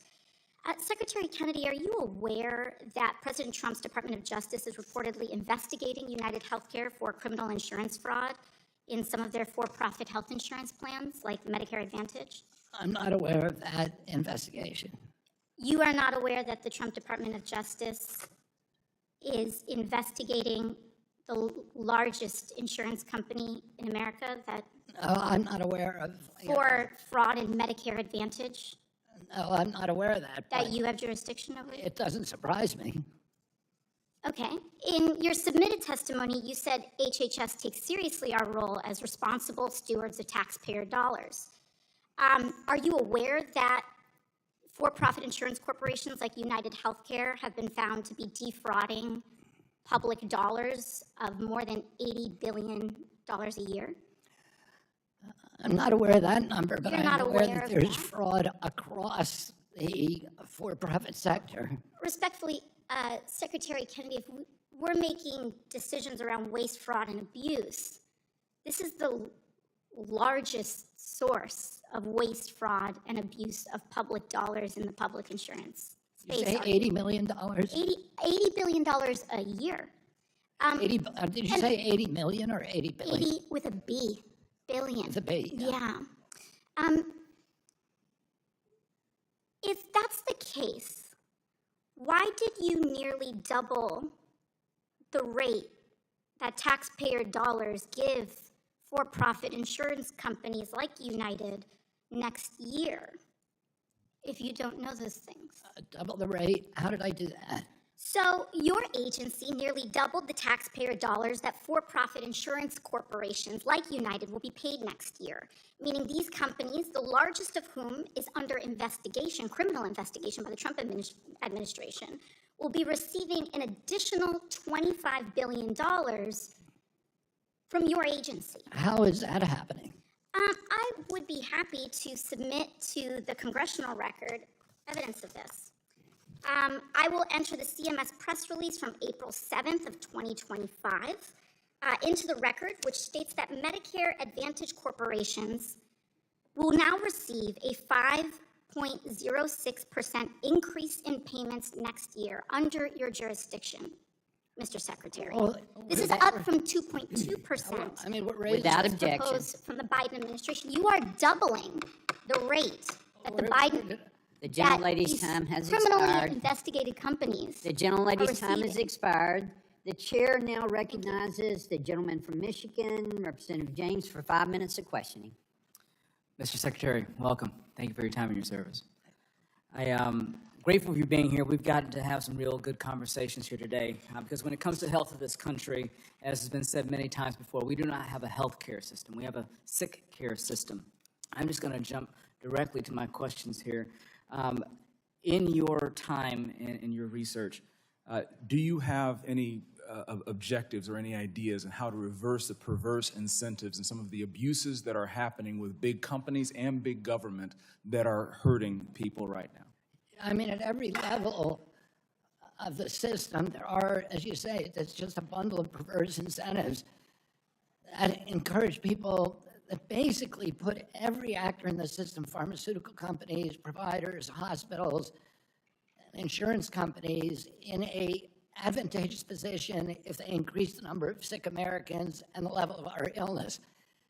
And the way that we need to change that broadly is to realign the incentives so that people are getting paid to actually make people better. So we want outcome-based medical care. We want value-based medical care. We're working through the Center for Medical Intervention for CMI at CNN to explore a number of pilot projects that will do just that. And then we want to roll them out across the system. But we're looking for every opportunity, and I had meetings all this week, including with all the big insurance companies that will do exactly that. They want to do it too. They understand this is not what anybody wants. It's And not we've good spoken for with you. insurance companies too, and that's a big issue. But another big issue in the United States is we are still treating all calories equal, and they should not be. Ultra-processed junk food doesn't stack up to the calorie from an apple or from fresh Michigan produce. We all know that we need to step up and address the fact that ultra-processed foods drive obesity, heart disease, and diabetes. But in Congress, we're still tiptoeing around the fact that less than 10% of Americans even follow current guidelines. Current food system is poisoning poor people, and it's wrong. During this drives up costs in our healthcare system or sick care system, and it drives up our national debt. It's a national security issue. Are there any plans that you can share here today to address the food deserts in urban areas and rural areas across states like Michigan? You mentioned changing some incentives. Well, the leading areas before people get sick in the first place is a great place to do it. Yes, Congressman, the first thing that we need to do is to recalibrate the dietary guidelines, and those are due in December. We got a 453-page document from the Biden administration that was just the product of the same kind of industry control that put Fruit Loops at the top of the food pyramid. And we're now going to give Americans a 4 or 5-page document that tells them what they should be looking for, particularly in their locality. And when we do that, it's going to drive good food. It's going to reduce the amount of processed food in our school lunch programs, in our military, in our hospitals, and other institutions. And it's going to drive good food. That's going to create markets for good food all over the country. And that's one of the ways we penetrate the food deserts. Very good. There's also Secretary, programs under Medicaid to make sure that people in food deserts, on Indian reservations, in urban areas, et cetera, can get good food. Very good. We absolutely have to take care of the poorest of the poor. We need to make sure that folks who deserve it can have support from us. Yesterday, By the way, we're going to have the dietary guidelines out at least by August, so we're going to be months early, and I'm working with Brooke Rollins on that. And they're going to be very good. The government being early on something, that's great. Secretary Kennedy, yesterday, you and CMS Administrator Oz secured an industry pledge to fix our broken prior authorization system. I hear stories from places like Flint, Michigan, where Dr. Bobby Mukamala sought prior authorization for full cancer screening after his patient's stage 1 tonsil cancer diagnosis so that he could determine the best treatment outcomes. When the patient finally received the PET scan 3 weeks later, the cancer had progressed to stage 2. These prior authorization reforms are critically necessary. What are you talking to industry folks about to hold them accountable for their pledges? The largest companies in the industry, and I brought them all together, have now made the pledge to us yesterday that they're going to get rid of 80% of the prior authorizations. And they're also going to, make their systems interoperable. So it's much easier for a doctor to very quickly, before you leave the office, you should have that prior authorization. The gentleman's time has expired. The chair now recognizes the gentleman from Massachusetts, Representative Akifas, for 5 minutes of questioning. Good afternoon, Secretary. You've emphasized throughout your career concerns about corruption and conflicts of interest in healthcare, yes? About corruption in healthcare? Yes. Require him, before working on the MAHA agenda, that he sign those disclosure forms? I have no power to require that. I can require people in my agency, and I've done that. Will you continue to work with him if he does not sign those forms? With Mr. Means, will you continue working with him if he does not sign those forms? I work with everybody, including all the pharmaceutical companies. Do you think that he should respond to the letter that I wrote? Do you think that he should respond to the letter that I wrote requiring him, or asking him, I should say, to be transparent about potential conflicts of interest between TrueMed and CMS and the MAHA agenda? Is that something that he should do, in your opinion, in keeping with divestment? I mean, because you said, sir. You wrote me a letter? He said, sir, you said before. Are you saying you wrote me a letter? I wrote Mr. Means a letter asking him to respond. Do you think he should respond? That's between you and him. As I said, there's been pharmaceutical companies for generations in the White House, and nobody complained about it. Secretary, you said that everybody who works on health policy should follow high standards of radical transparency and divestment.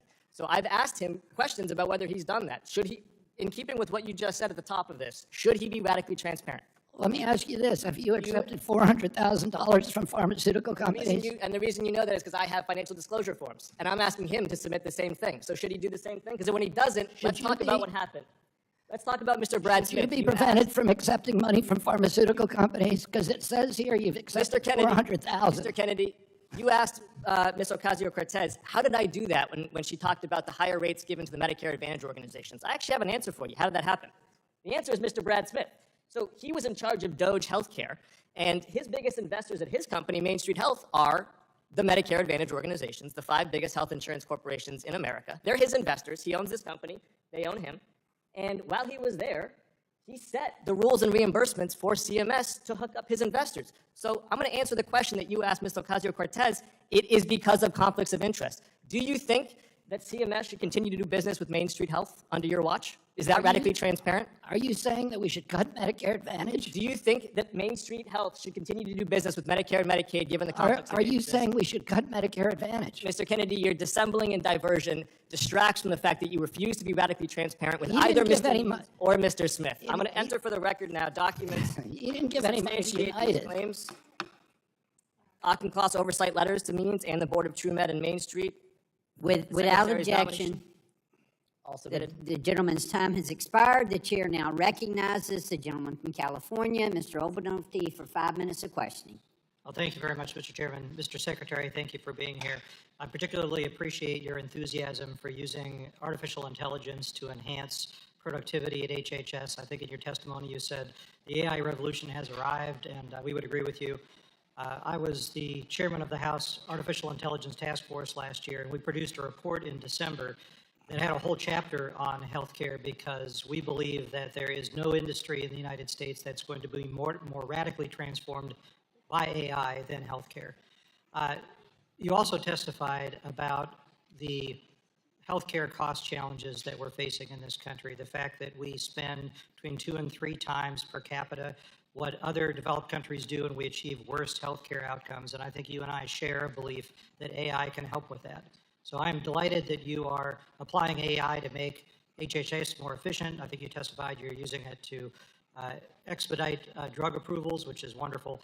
I'm wondering, though, if how we can catalyze attacking it from the provider standpoint, because we have physicians that spend twice as much time on administration as they do on patient care. And we've got reports from think tanks that indicate that if we utilize AI effectively, we can cut 10% off of the cost of providing healthcare to Americans. So what can HHS do to catalyze the adoption of AI and the securing of those benefits on the provider side? We are doing that at every level of the department, and I'm surprised it's only 10%. It's just the waste, fraud, and abuse, and particularly the fraud. AI has the capacity to detect fraud now. And we're using it in the department for that reason. We're using it for diagnostics. We're using it for paperwork. The agreement that I made yesterday with the pharmaceutical companies should cut off much more than that from paperwork from doctors. And so we're using it everywhere that we can, and we hope to drive it into the healthcare system in this country at every level, including the providers. Right. Well, I think that there's no more powerful pulpit for evangelizing that than the post that you hold. And so I hope that you will help drive that, because it's not enough that just HHS uses AI to increase its productivity. We need to make sure we get this adopted within industry and within the provider community. And a follow-up question on that. I've been talked to stakeholders across the industry about what they're doing to use AI, using AI to improve healthcare. There is a large level of frustration with organizations like CMS, and I don't think it's intentional. I just think it's a big bureaucracy and they're kind of hidebound, where someone comes up with a really revolutionary AI-based, I don't know, a diagnostic tool or a treatment option, but there just isn't accommodation in the system for it. There isn't a billing code, or there's a recognition that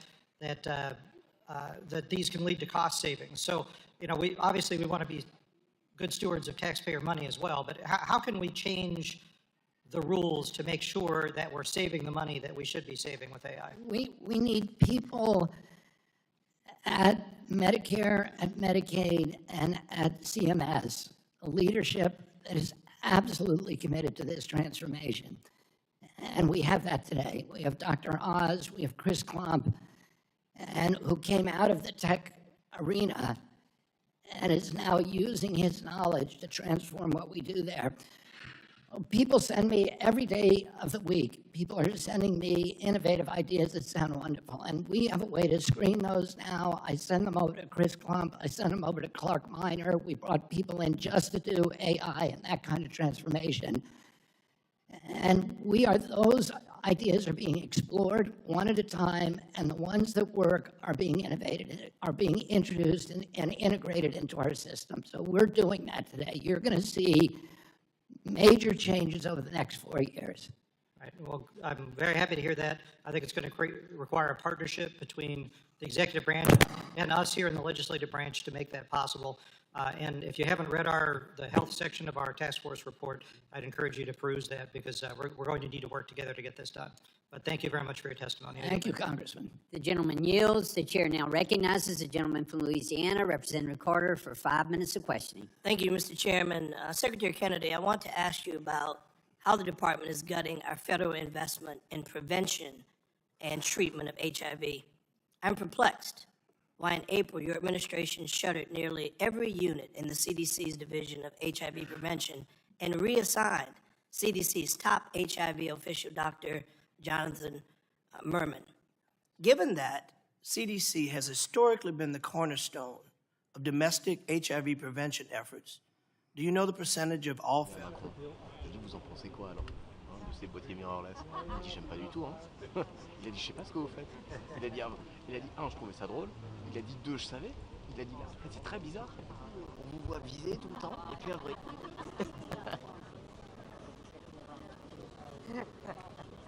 Et en plus, pire que ça, sur certains trucs, tu entends ce qu'ils disent. J'étais un jour en Arabie Saoudite, et les mecs là-bas, ils savaient pas trop. J'avais dealé pour pouvoir quand même rentrer à l'intérieur. Ils m'avaient dit on rentre pas dans le palais présidentiel. J'ai tapé le voyage et tout. Et finalement, il m'avait trouvé sympa, il m'avait dit, allez, c'est bon, rentre. Mais il m'a jamais dit à un moment qu'il fallait sortir. Donc moi, j'étais un peu emmerdé, j'étais coincé devant. Je suis resté en fait tout l'entretien. Je peux plus sortir. Et comme ça fait plus de bruit, tu vois, en même temps, si le boîtier avait pas été silencieux, j'aurais pas pu rester. Oui, c'est ça, exactement. Mais j'aurais même pas pu appuyer. Parce que les mecs qui parlent, enfin, tu peux pas. Alors que là, tu fais plus de bruit, tu vois. C'est ok, hein. C'était assez étrange comme moment. Duré 45 minutes sur des discussions assez convenues, tu vois, propositions qu'ils avançaient, c'était très formaté, quoi. Un truc qu'on n'a jamais, tu peux pas. Ils te font sortir au bout de quelques minutes. En plus, chez Macron, tu restes 20 secondes. Et tu fais rien. C'est le check-end, il n'y a rien, il n'y a même pas l'interaction sur un tour de table, il n'y a rien, quoi. C'est vraiment un check-end. Hein. Alors que Trump, lui, il garde, s'il a envie de te raconter un truc. Mais regarde dans le bureau, il reste une demi-heure, hein, quand il veut faire son show. Et c'est là qu'il commence à déblatérer ses conneries. C'est comme ça qu'il a incendie Zelensky. Normalement, les mecs devaient sortir, non, vous pouvez rester. Ouais, ce qui est terrible, c'est à la fin, quand il a dit ça, c'est de la bonne télé. Hein. That's great television, I say. Hein? Ouais.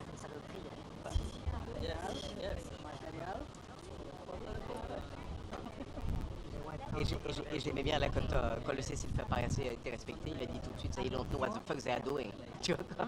Il a dit, ça fait tellement longtemps qu'ils se battent, they don't know what the fuck they are doing.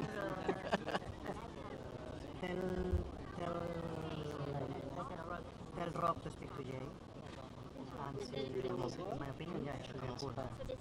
But tell Rob to, but yeah, tell him that the White House photographers will get it on a shoot in the bilateral. And to speak to Jay, they can pull that in. It's not my decision. No, it's a kind of short remarks or something like that. It's 5 minutes. It's a kind of short remarks between the group and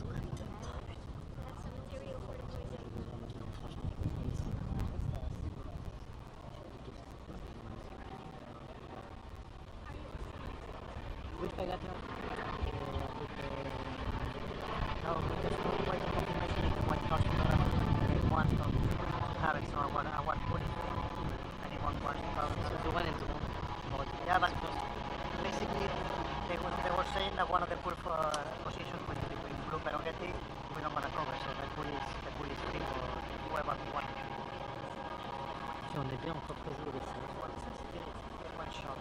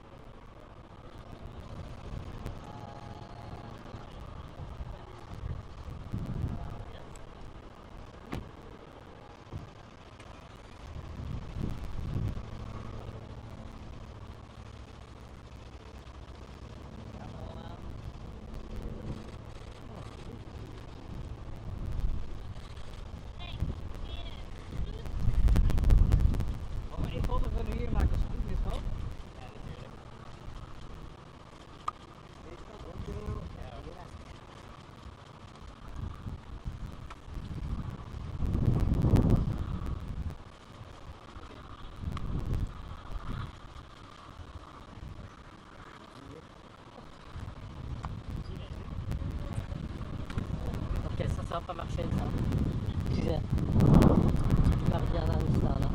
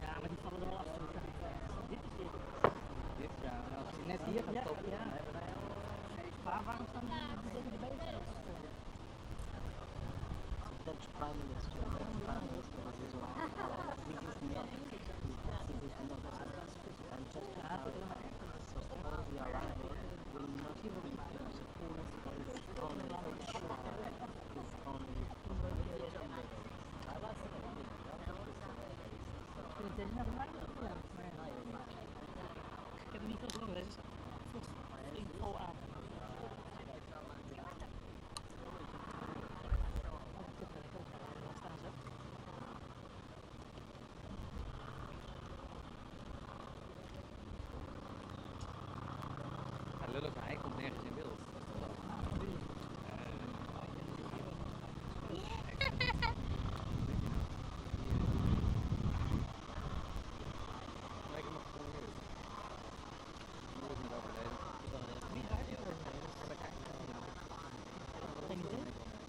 They say family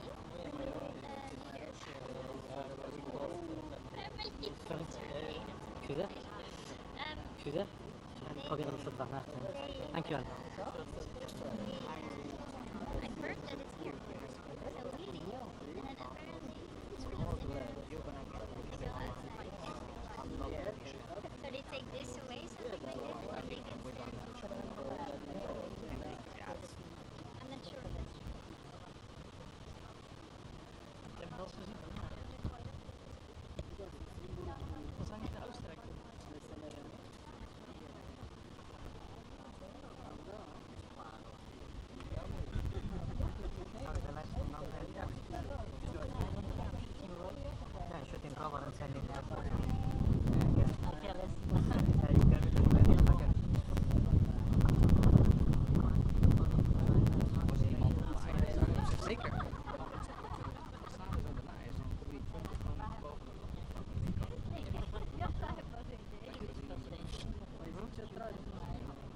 What is wrong with you since you are here, man? I never hear you like that. What a day, you have. Every time you're gonna sit here,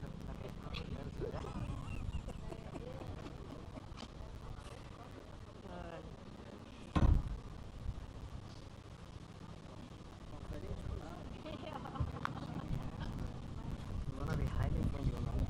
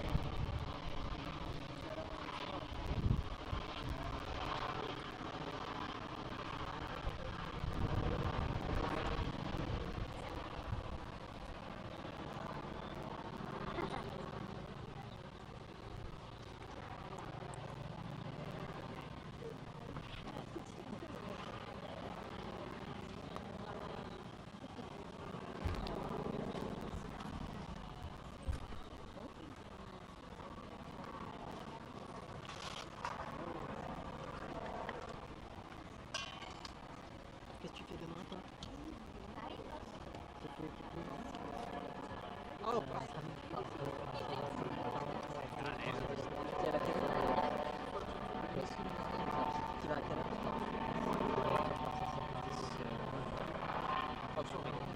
dat hoor ik. Dacht dat je hoorde wat ik zei. Het ging over schoof.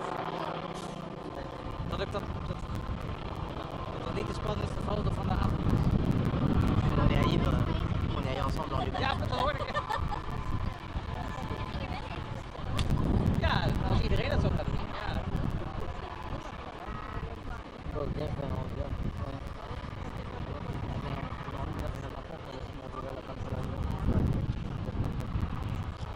problème, c'est que demain matin, pour avoir des Uber, à mon avis, il vaut mieux qu'on demande à la réception de l'hôtel de nous commander un taxi, un van.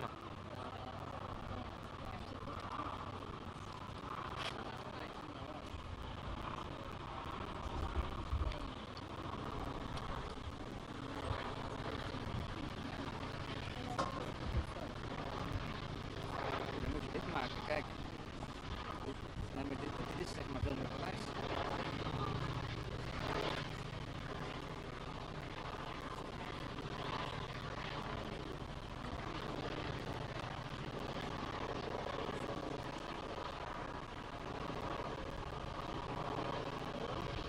Oui, pour demain matin, tu comptais partir de quelle heure?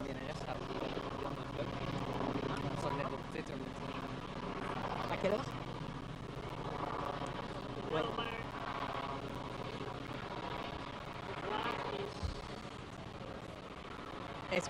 Est-ce que tu crois pas, parce qu'avec les Uber, on risque de se faire coincer, est-ce que tu crois pas que c'est mieux de demander à la réception qui nous commande un taxi?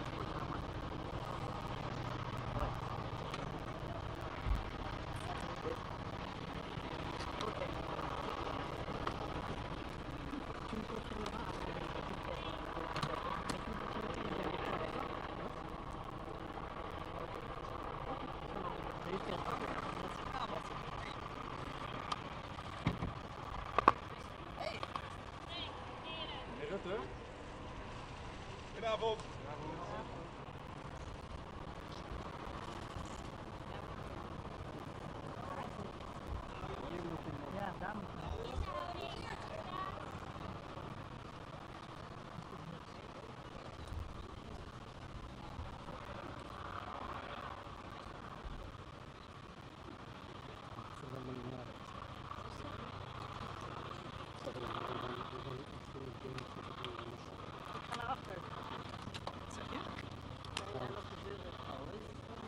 Ik niet, het is gewoon...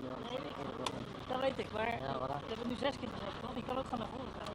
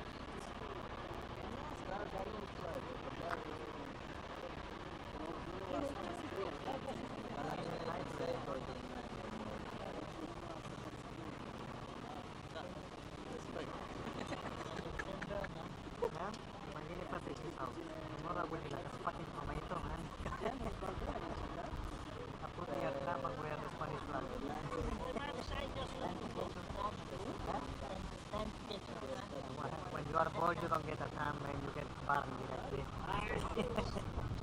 I mean, we can do Cambodian style. No, honestly, you go to what's the thing from? In Cambodia, they always, when you go to a street, everyone flips the t-shirt like that, so you walk with the belly out. Yeah, no, joking. Everyone is, because it's too hot, so basically they put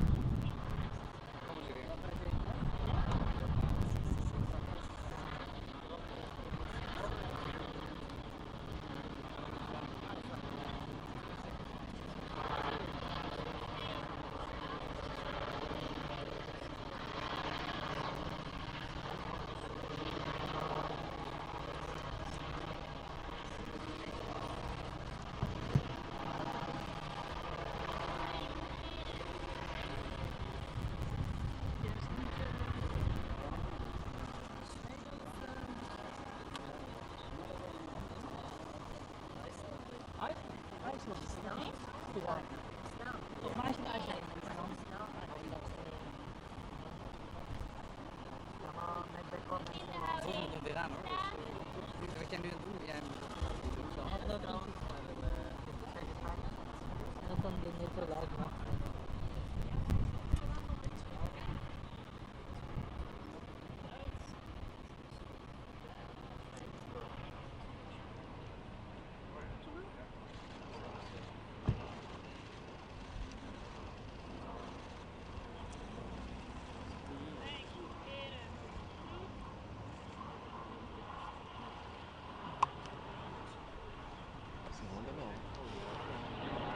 komen achter elkaar hoor, de volgende groep gaat weer aan.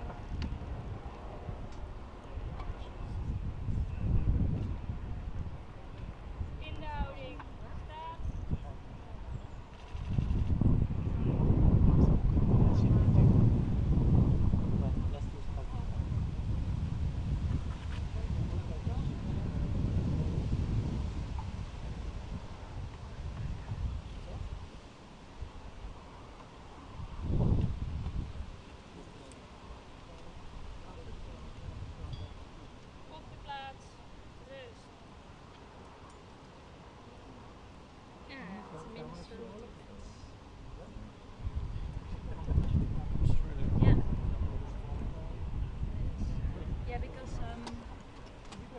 South Korea, Japan, and Australia didn't send their friends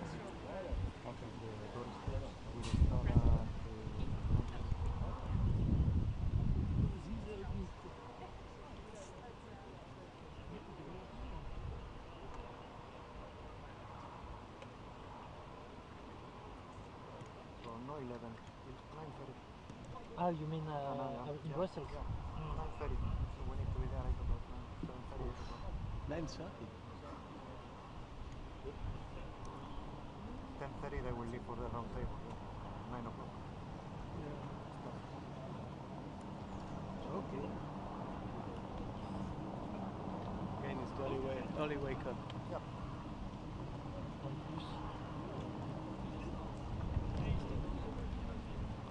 C'était mis apparemment.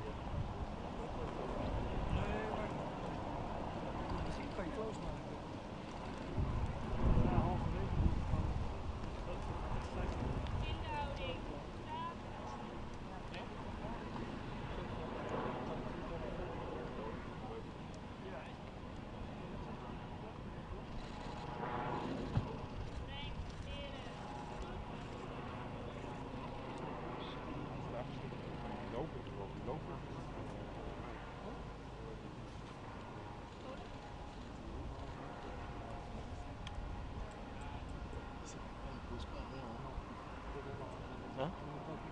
C'est vraiment cool là. C'est pas une photo surtout.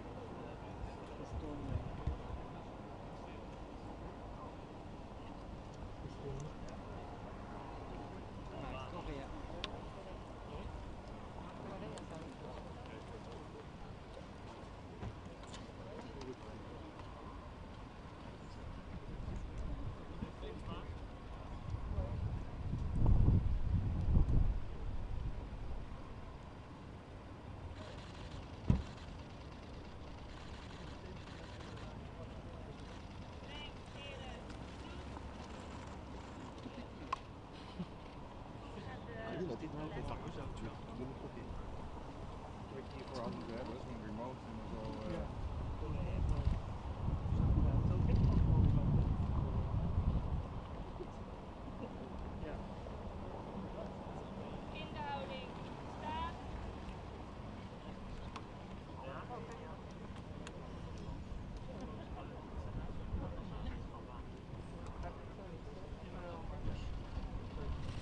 Albanie.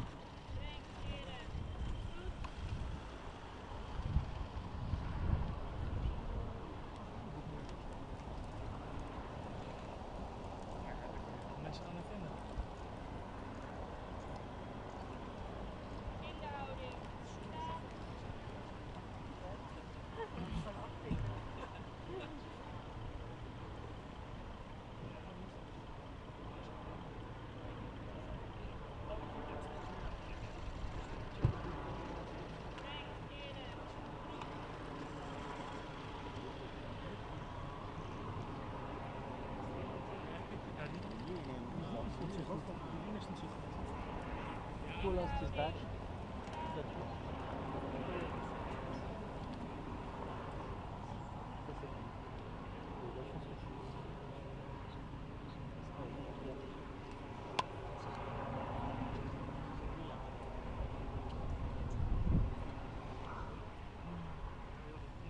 C'était qui le dernier déjà?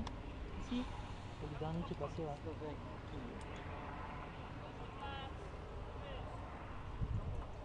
crois qu'il vient d'arriver en Slovaquie. Slovaquie. La dernière arrivée? Apparemment, d'après John. Albanie.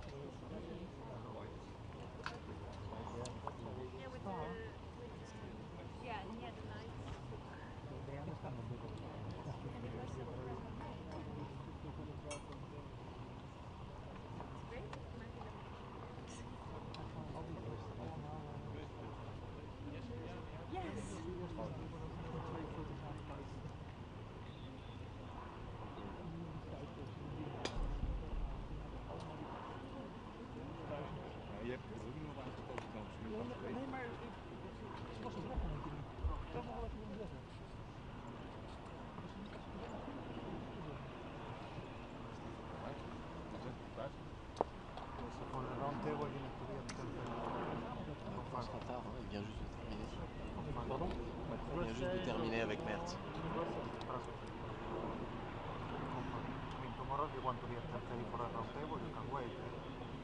And if not after the game, up to you.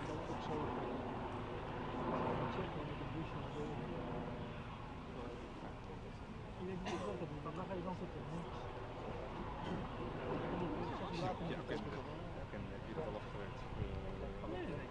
De hele tijd op de bus.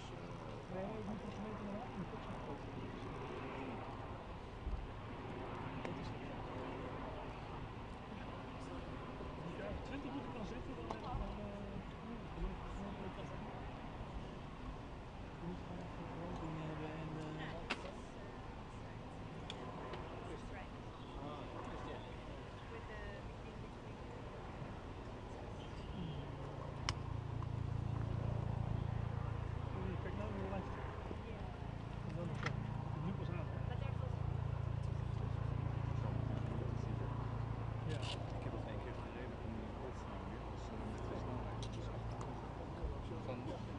van trap tot hier. Dit gaat trappen.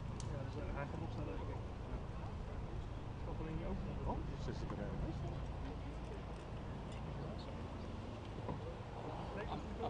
Try and extend each one. Just try to keep the number plate and take a frame of the number plate as well.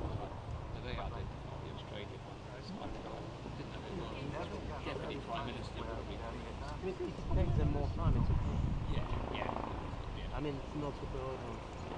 I'm trying to set one upright and one landscape. Just the flare is really strong.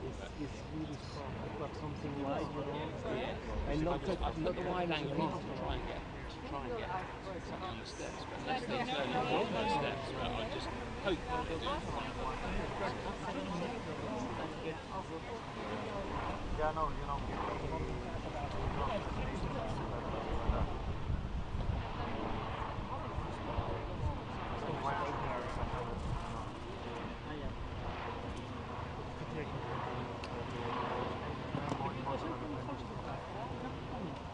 About the rest the day after will be everywhere.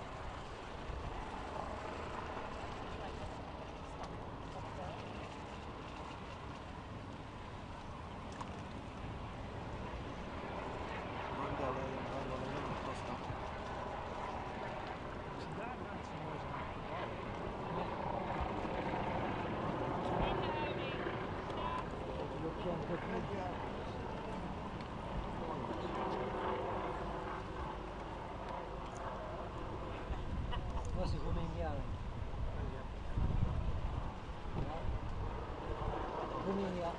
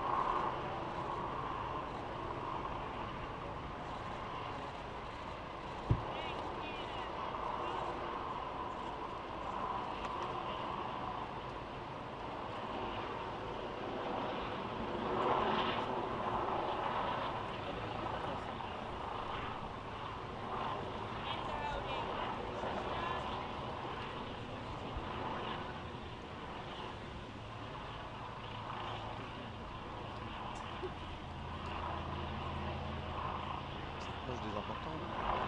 Ça commence, hein. Dans la laine, on a vraiment vu un rôle comme ça. Il y en a une dizaine qui sont passés là.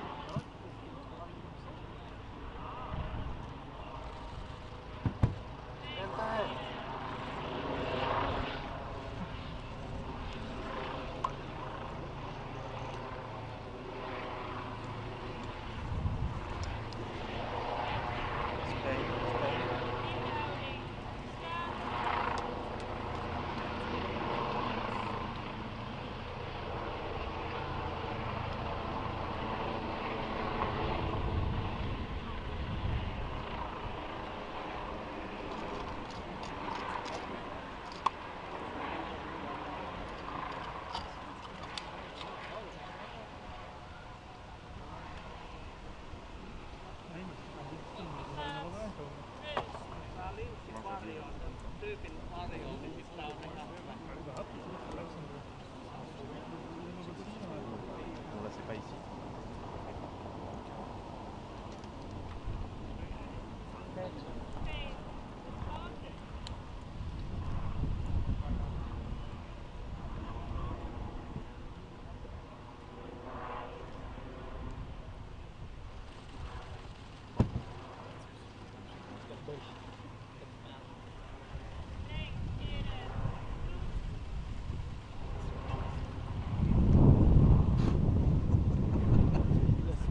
Quel Mickey quoi.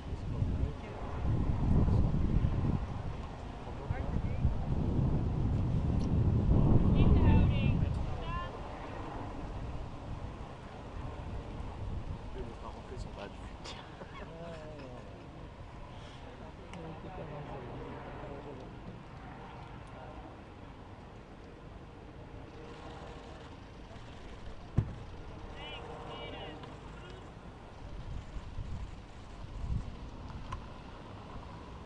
Daar zo dit goed.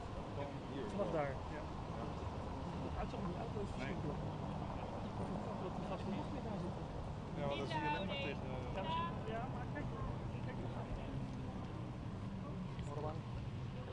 C'est quoi ta... Je pense que c'est une vie, hein. Ah, pardon, peut-être. Eh oui. C'est un peu en avant, là.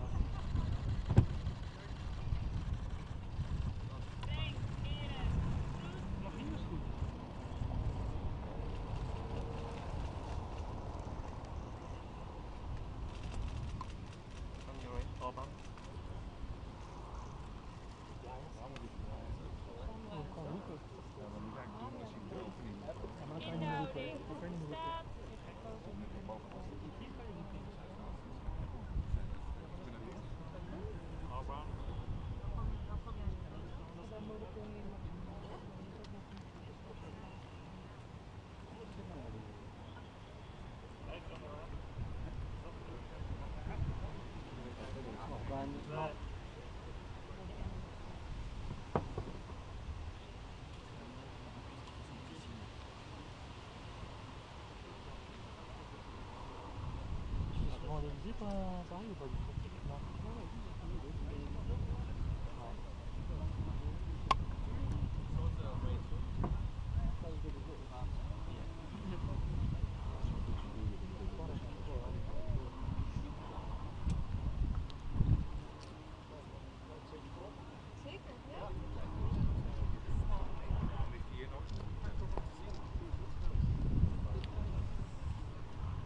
Hier wordt toch over gesproken.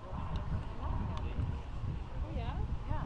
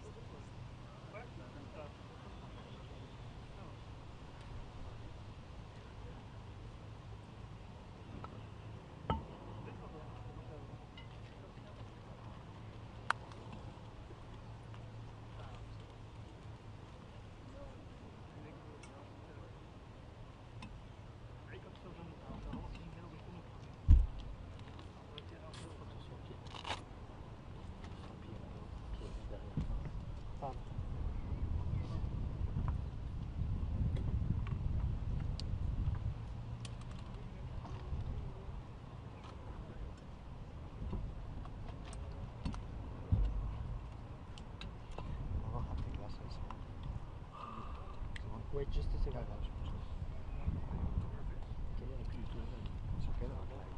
Ze gaan de klas gaan zien. Ja, dat is Vragen zich maar af of ze kunnen bij dat zien dat het eerst om de afstand weggaat, dat ze niet zien.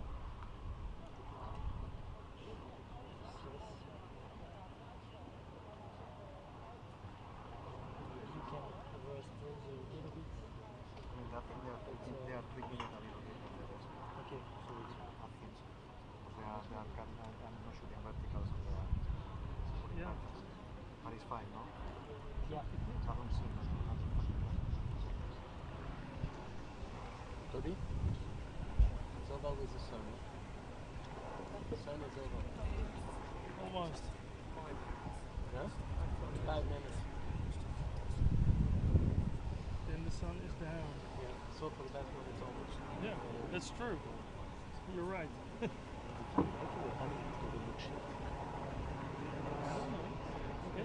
There won't be any sun anymore from the steps. In 1 hour? No. I can imagine. Maybe, yeah, depends if it goes there. No, it goes, no. Yeah, but maybe just in the middle. Tricky. Hij zou het controle hebben. Het staat er bovenop hoor. Dat zie je wel.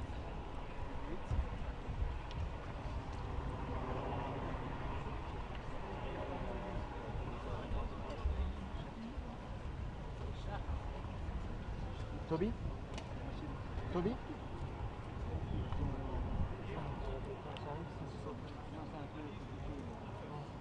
Toby?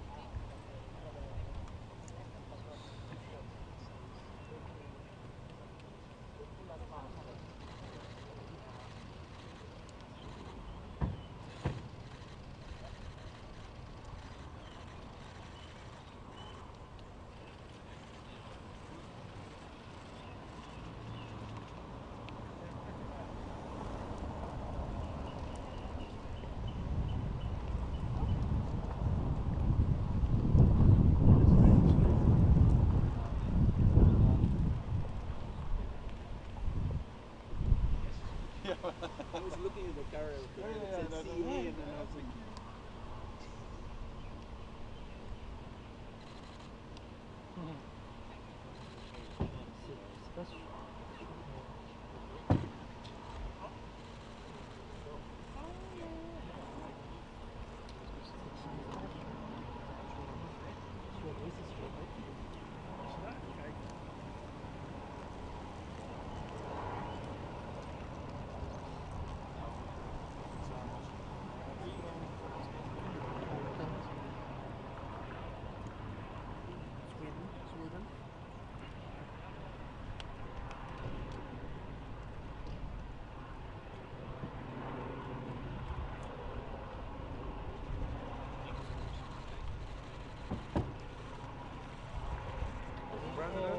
Good evening.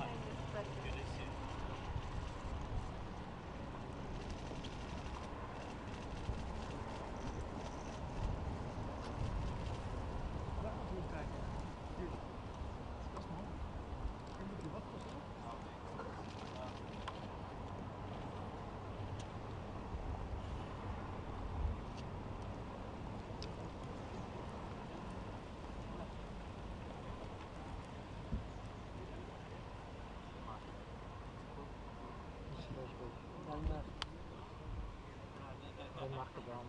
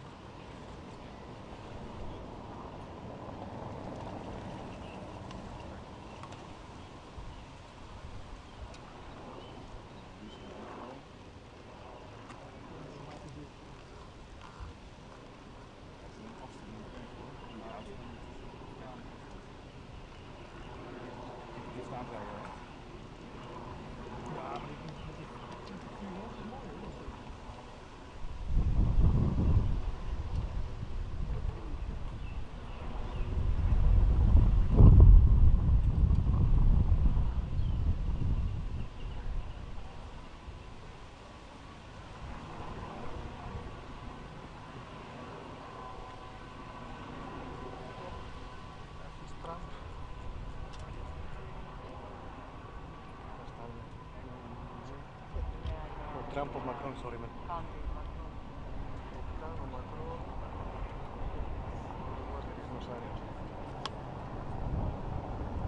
British.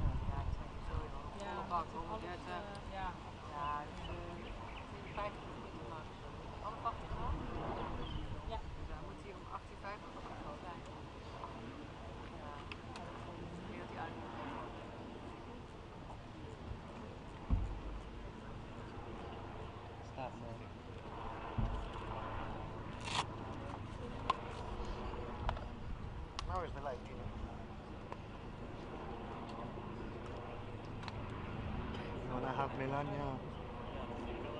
When I have Melania with blue light, no. I don't think she's here. I don't think so. You don't think she's here? No. So we will have Trump, which is more, is blonde of course.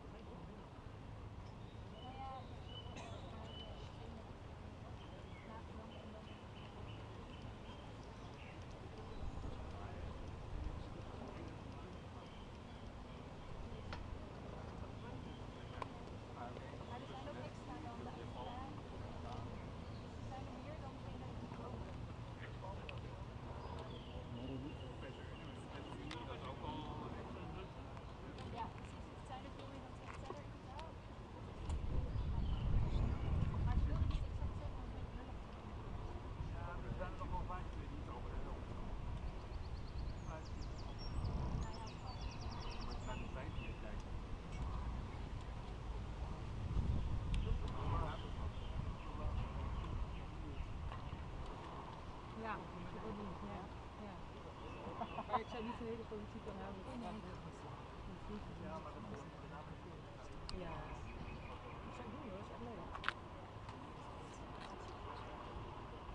Als je net iets heel raars zegt. Oh, jouw stem weer op bij. Dat is wel ja. Kijk ook wel hoe die uitziet. Ja, als je niet meer aan te antwoorden, ja toch? Ja. Zoiets voor. Het zou heel leuk zijn.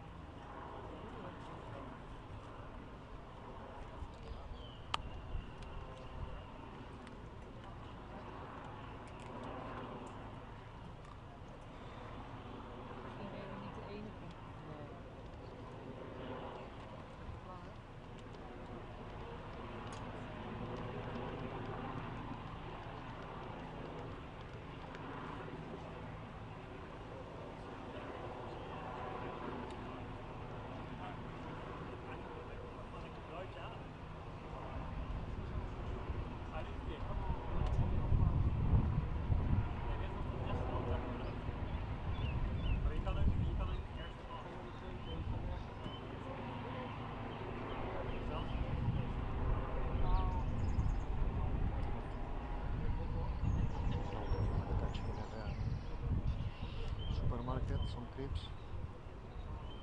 Lose a little bit of belly. 2 weeks of summit, man. I come back to my fucking ideal weight, man. Like fucking hell.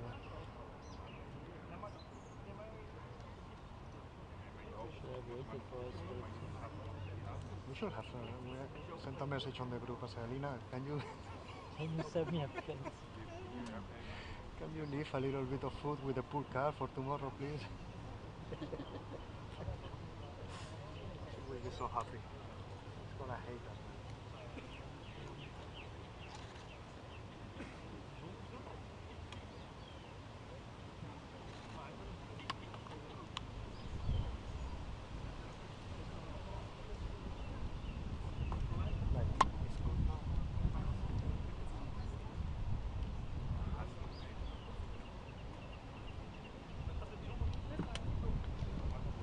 Macron and Trump is the only two missions at the moment. That's it, Macron and Trump.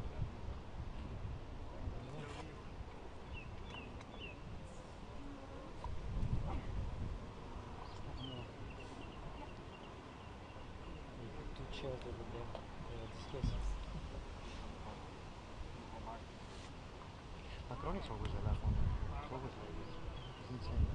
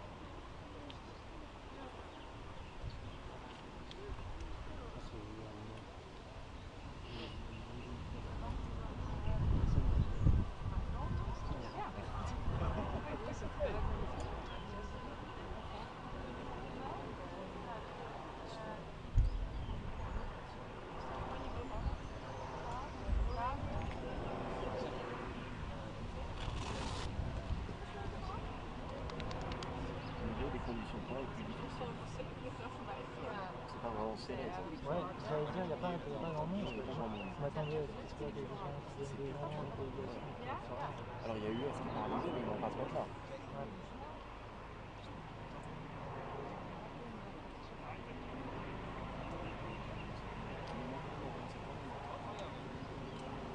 Ah, c'est vrai, ouais. Turquie a Oh, yeah, Erdogan. Yeah.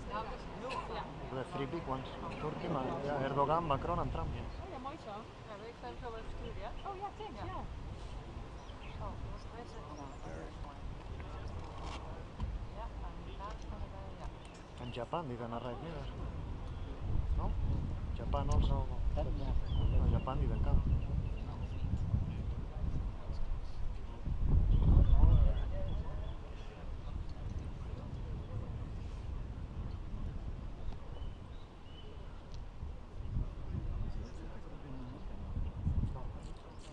Est-ce que des arrivées Pire, le fond pourrait être plus dégueulasse. Ne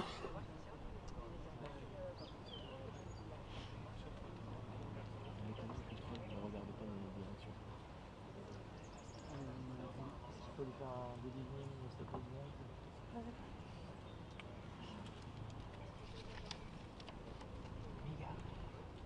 Il y a aucun rapport, c'est les entreprises.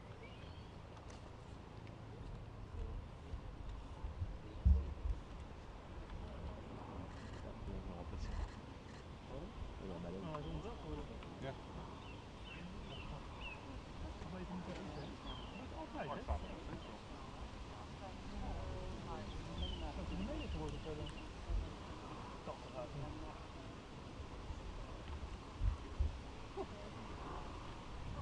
Ik kan me toch niet voorstellen hoor.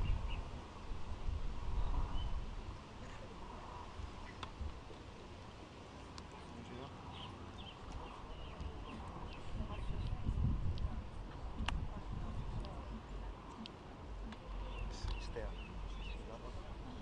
Kijk,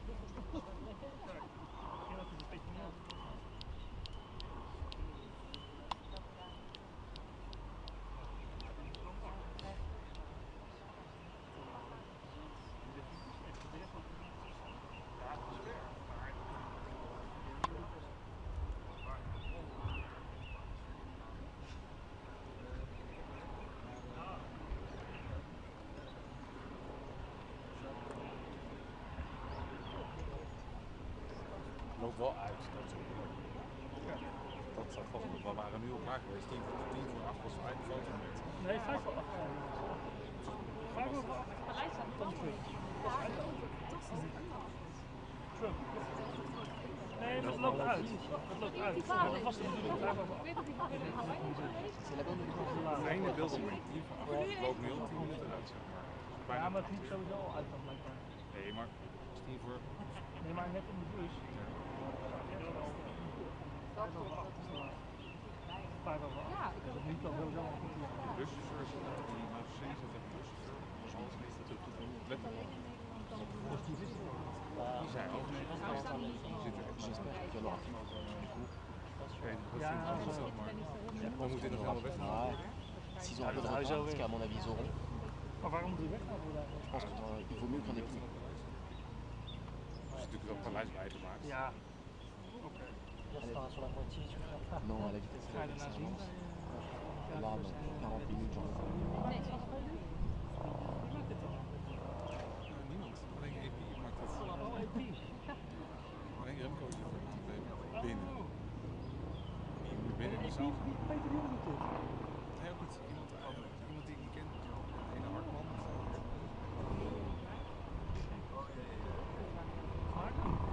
Ja, dat zei ik ook al. Die heb ik al lang niet gezien. Dat is ook nog wel leven. Jawel. Cheer amigo. Gaan naar Frankrijk met die Jacques.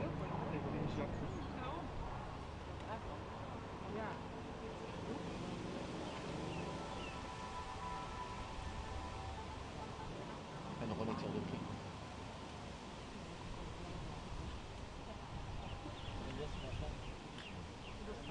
Bon, après, ça dépend de la place. Largement.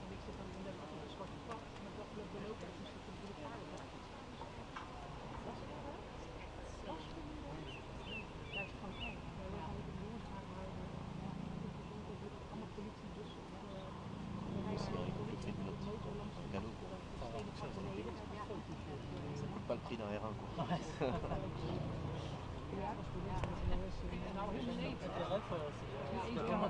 Ça coûte le prix de nos petits garages quand même, ouais. Oh ja, hoe heet hij nou ja? Ja. Zou je dat gewoon leuk vinden? It has been signed, now all of a sudden it's completely no way, no sense.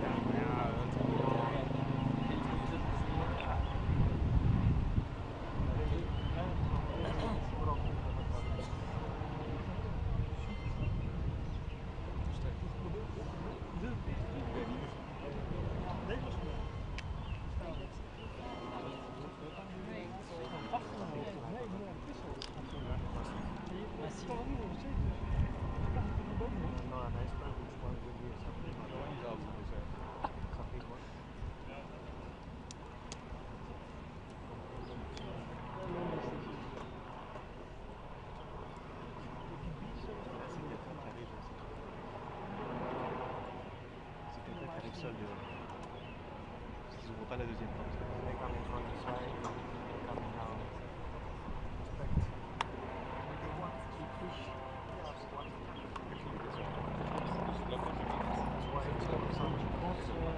Ou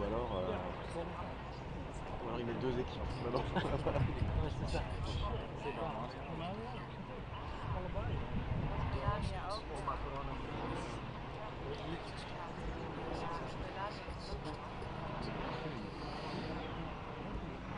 Toby, you are doing a little bit wider. Huh? You are doing a little bit wider, I think. I'm doing tight. Can we share it?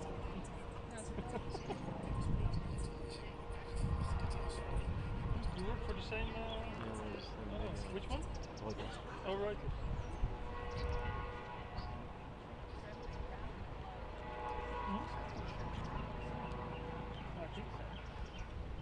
I hope so. Otherwise.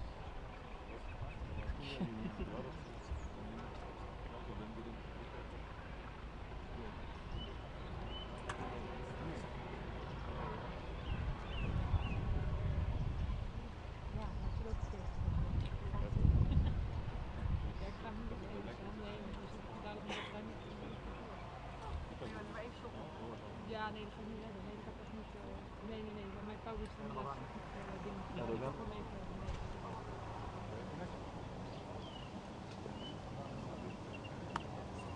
The light is gone.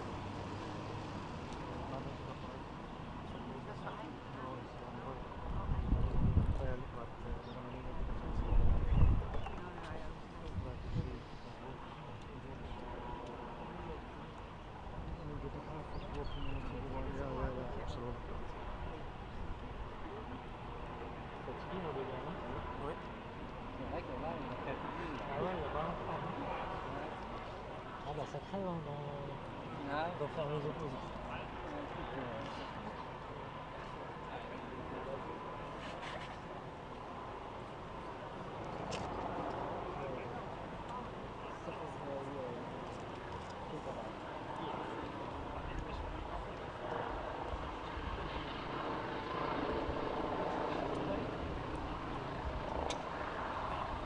Steeds minder nu tussen dit moment binnen zo'n moment is het een foto. Kijk, ik denk wel, we hebben tijd nodig om dit weg te staan. 2 minuten. Ja, maar wij hebben Ja, maar lopen we daar. Dan gaan we het niet sturen. ja, we zijn wel. Ja, dat is goed. Nou gaan we niet weg zijn. Weet jij ook niet. Maar ik gewoon van plaats mag je wachten. Ja, ik wil het wel.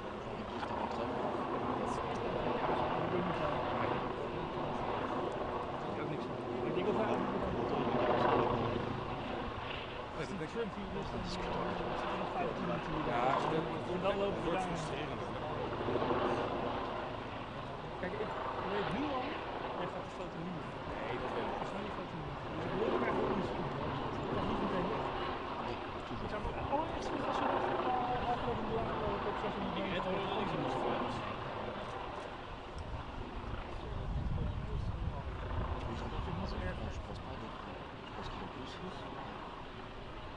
Je pense qu'ils ont la quantité du bonheur. Ja, dat is te laat. Als wij nog 10 minuten zo zijn voor de foto, dan kunnen we gewoon niet meer weg. Je pense qu'ils ont pas la quantité.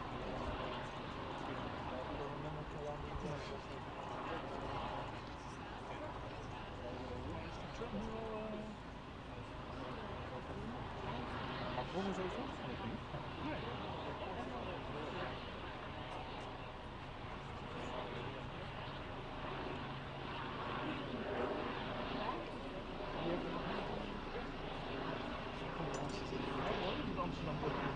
Ja, ik zag het wel, ja.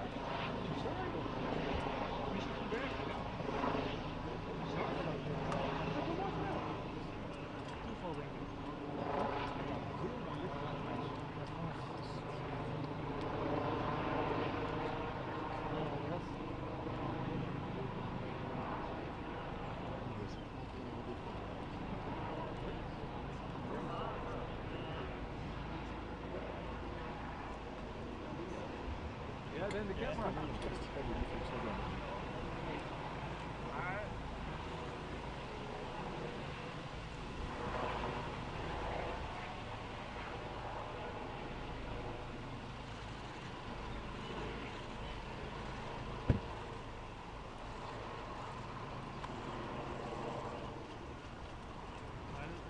Achter is wel lelijk. Als je zo'n auto achter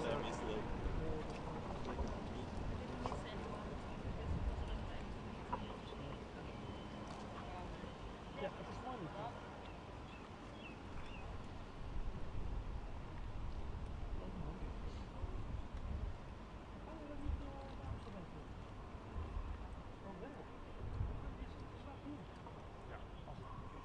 Ja, laat het toch op. L'adresse, hein. Als het wordt. Oh, zo, daar moet je gaan. Ja, dus jij gaat gewoon sowieso meteen Daarom, ja. Ja.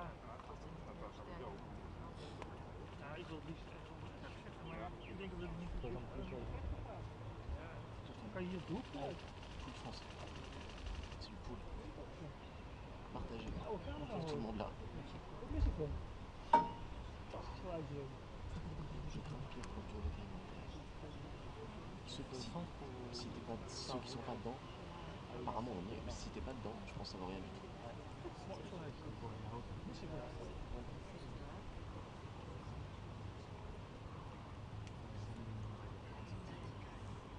Ik vind het dan niet eens, weet je waar dit nog niet eens is? Hij is nog niet eens bij die, waar staan ze nu?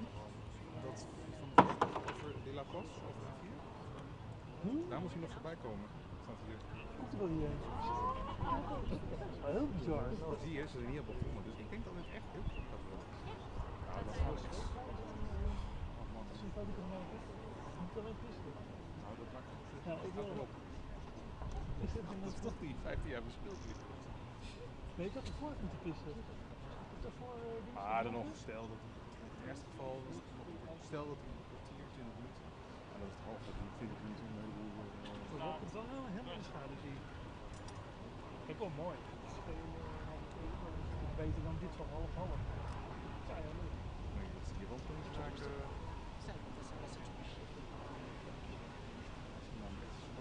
Het is alleen maar haar.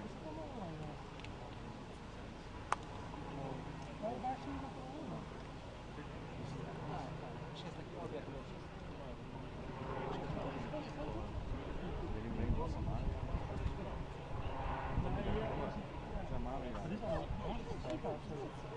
Les marques, c'est sûr.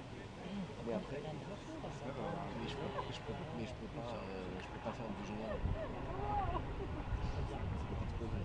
Je pense que, allez, ça va arriver à mi-hauteur, tu vois, quand à la limite ça va dépasser. Ja, maar voorlopig, dit soort momenten moet die komen. Het is alleen maar haar. Twee dames met haar. Ja, maar misschien zo'n frustratie. Maar hoe kan je nou de kant gaan doen of zo niet? Eens. Dat kan toch niet? Je moet het En die pluk ze er.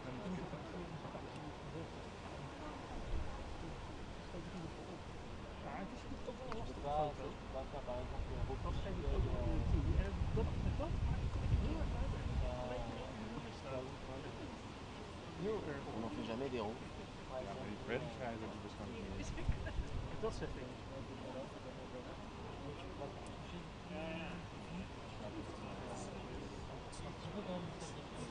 C'est pas moi qui le fais quoi. Mais si là, je crois qu'ils ont joué un peu là quand même. On est quand même un peu à faire dessus quoi. Ja, dat is er weer voorbij al. Wat zie je? Waar is het hotel? Hoe heet het hotel? Van de Valt. Denk ik.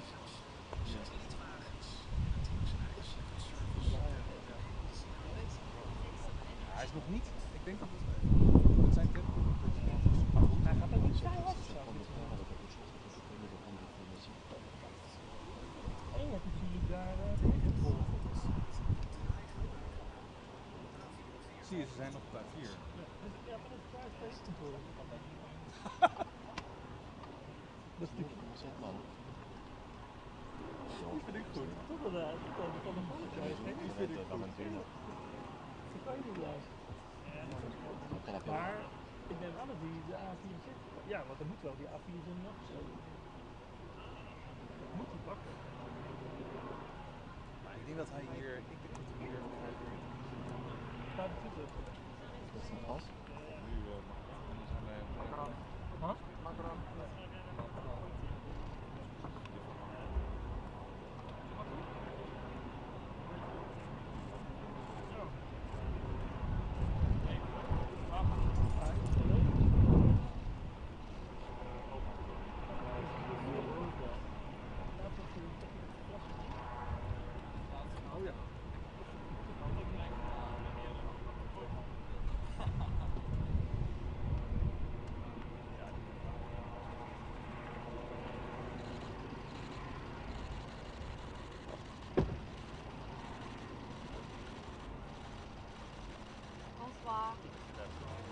Can we take one picture here?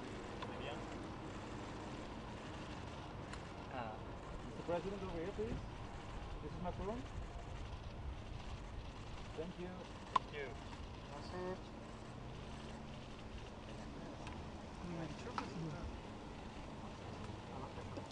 Un peu mieux. Zo dicht nu? Niet te doen, jullie. Nice work here. Ja.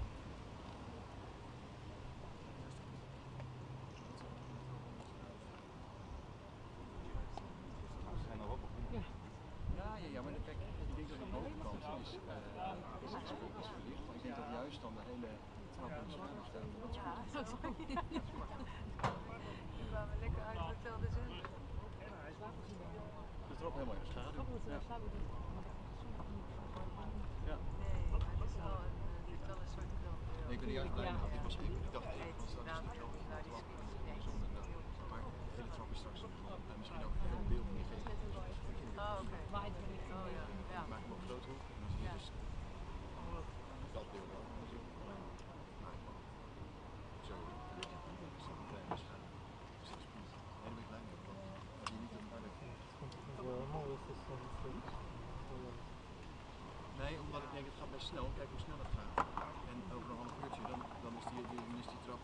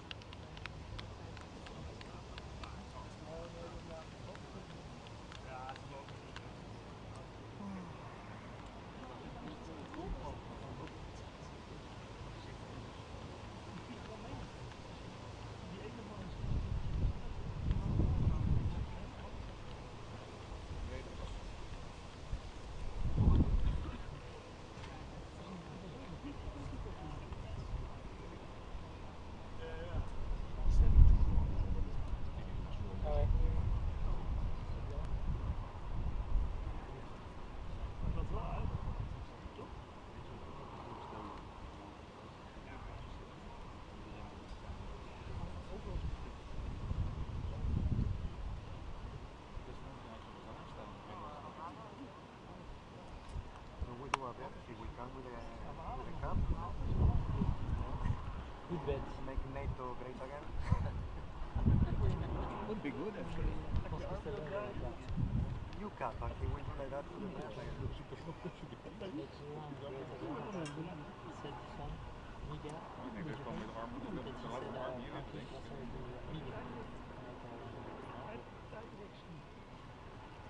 I was saying in one of the summits in Europe, this crazy thing that we did, remember, with the ship line, that when Orban came, he said that my friend Trump is going to win the election and we're going to make Europe great again.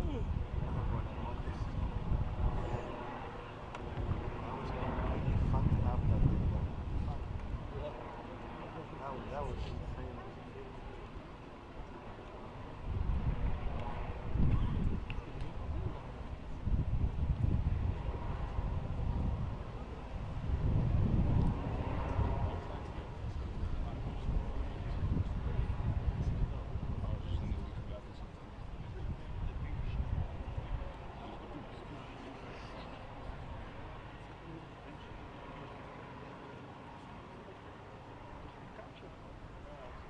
Wel mooi.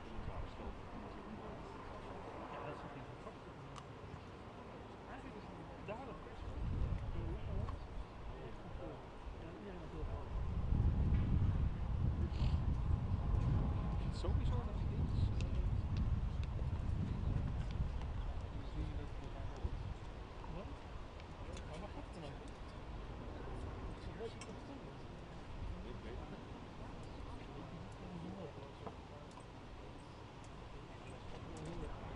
Je zou het eigenlijk inlopen. Wat was het? Zeg wat wit nu gewoon. Ja.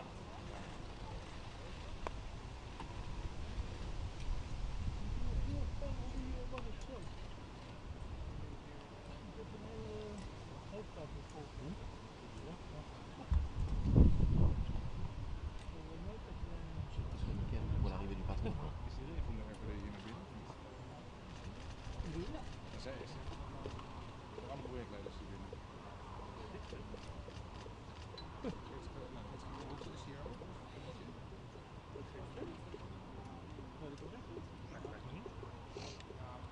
Ede toch? Ja.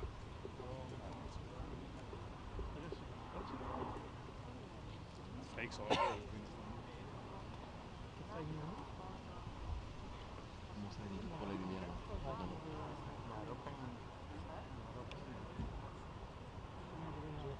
Yeah? Maybe it's coming from the back. Just open that gate.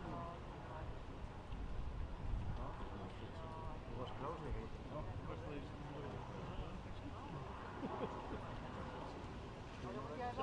Surprise!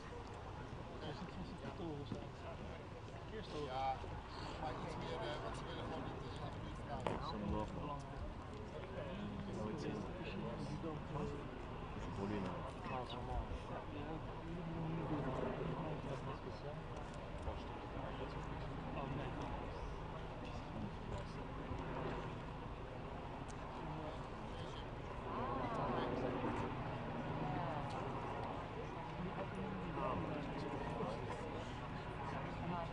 Ils arrêtaient plus près de nous.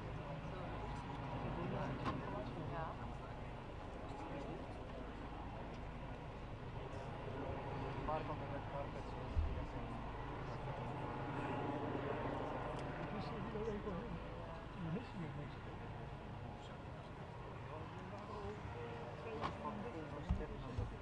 Actually working on directing the red carpet. Part of the protocol.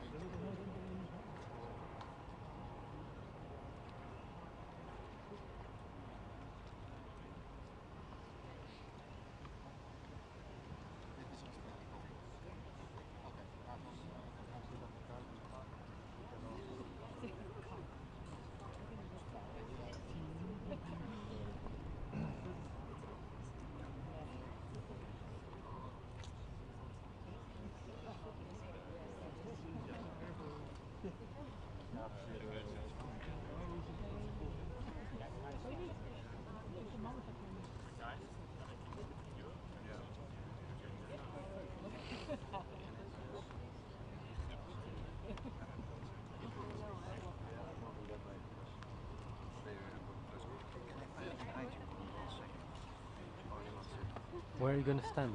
Thank you very much. Where are you going to stand? I'm going to stand over there because they have. Well, no, you can't stand there. You can't. You can't because you're going to be in my shot. But I'm sitting. Okay, that's ja, fine. no, Yeah. I'm sitting. No. Hallo. Ja, ze zijn een stukje opgeschoven. Ik leg zoals ik even klein lucht. No worry. Ze lopen waarschijnlijk maar naar die auto toe. Die auto gaat niet op te worden. Nee, ik denk dat. Ik denk.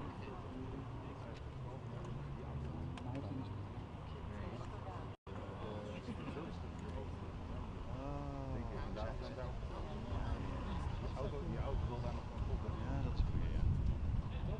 Denk ik hoor, dat lijkt mij het meest wel. Ja, zijn die niet doen. Nee, dat gaan we dat lijkt me niet. Nee. Ik denk dat ze niet weten hoe. Nee.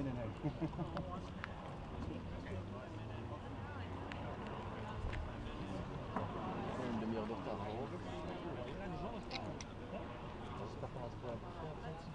Moi, c'est mort. Oh, il fait 10 minuten.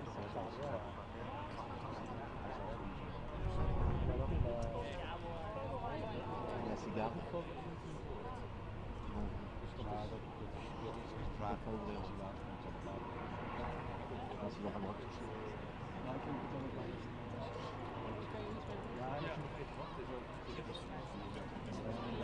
Dan zit die zon net op die laan komt, toch? Moet niet te lang wachten.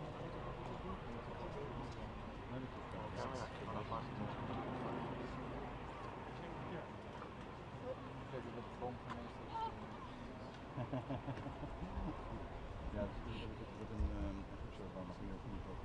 Ja, dat is wel begrijp ik. Nee, Ik vind het heel raar. Binnen begrijp ik wel, omdat daar geen discussie over binnen kunnen. Binnen kunnen we dit. Ja, dat is heel hard. Ja, we gaan niet voorstellen. Er zitten 45 mensen in. Dus die allemaal natuurlijk gaan fotografen in. Als je dit podium daar zit, bij die strand. Nou, hoef je als niet meer verplaatsen. Dan zit je daar, daar kun je.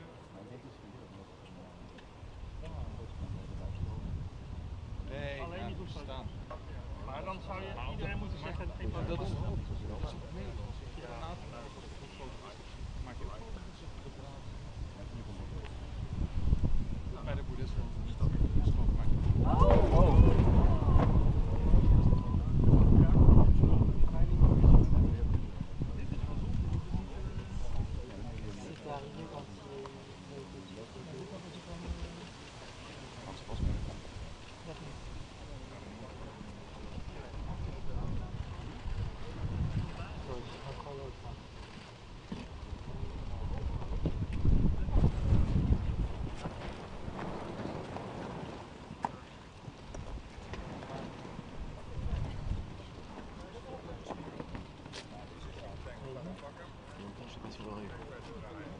On n'aurait pas été au super content.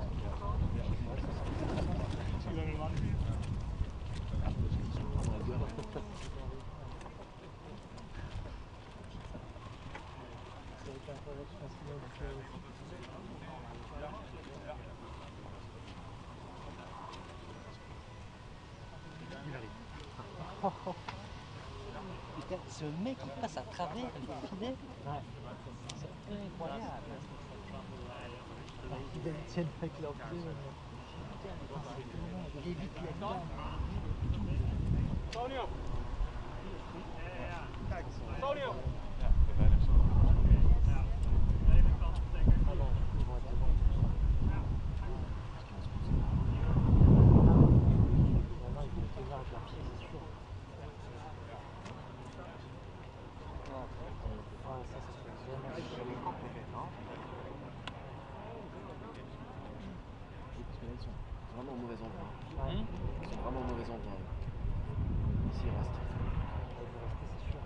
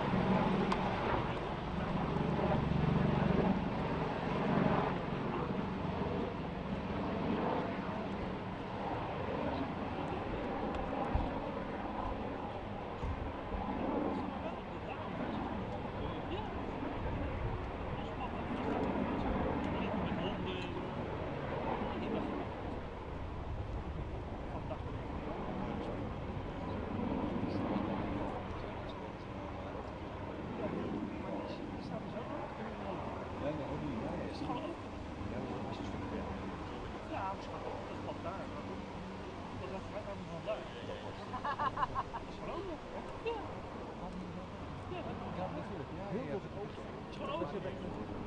Ja, ja, I know maar van...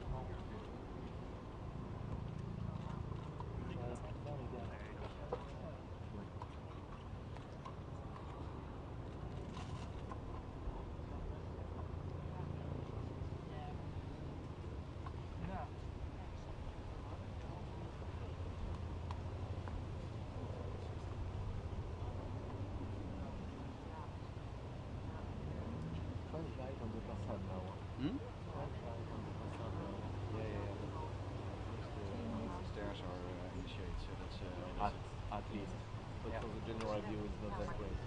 For the no. I mean, let's see. It's probably not before half an hour. Well, I think so. It would be in 20 minutes, but I think half an hour or something, and then. Well, this question. Yeah. Like this.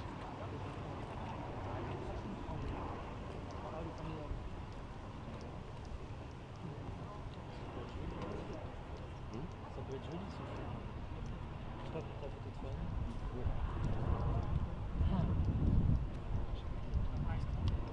Les deux, là, c'est parti.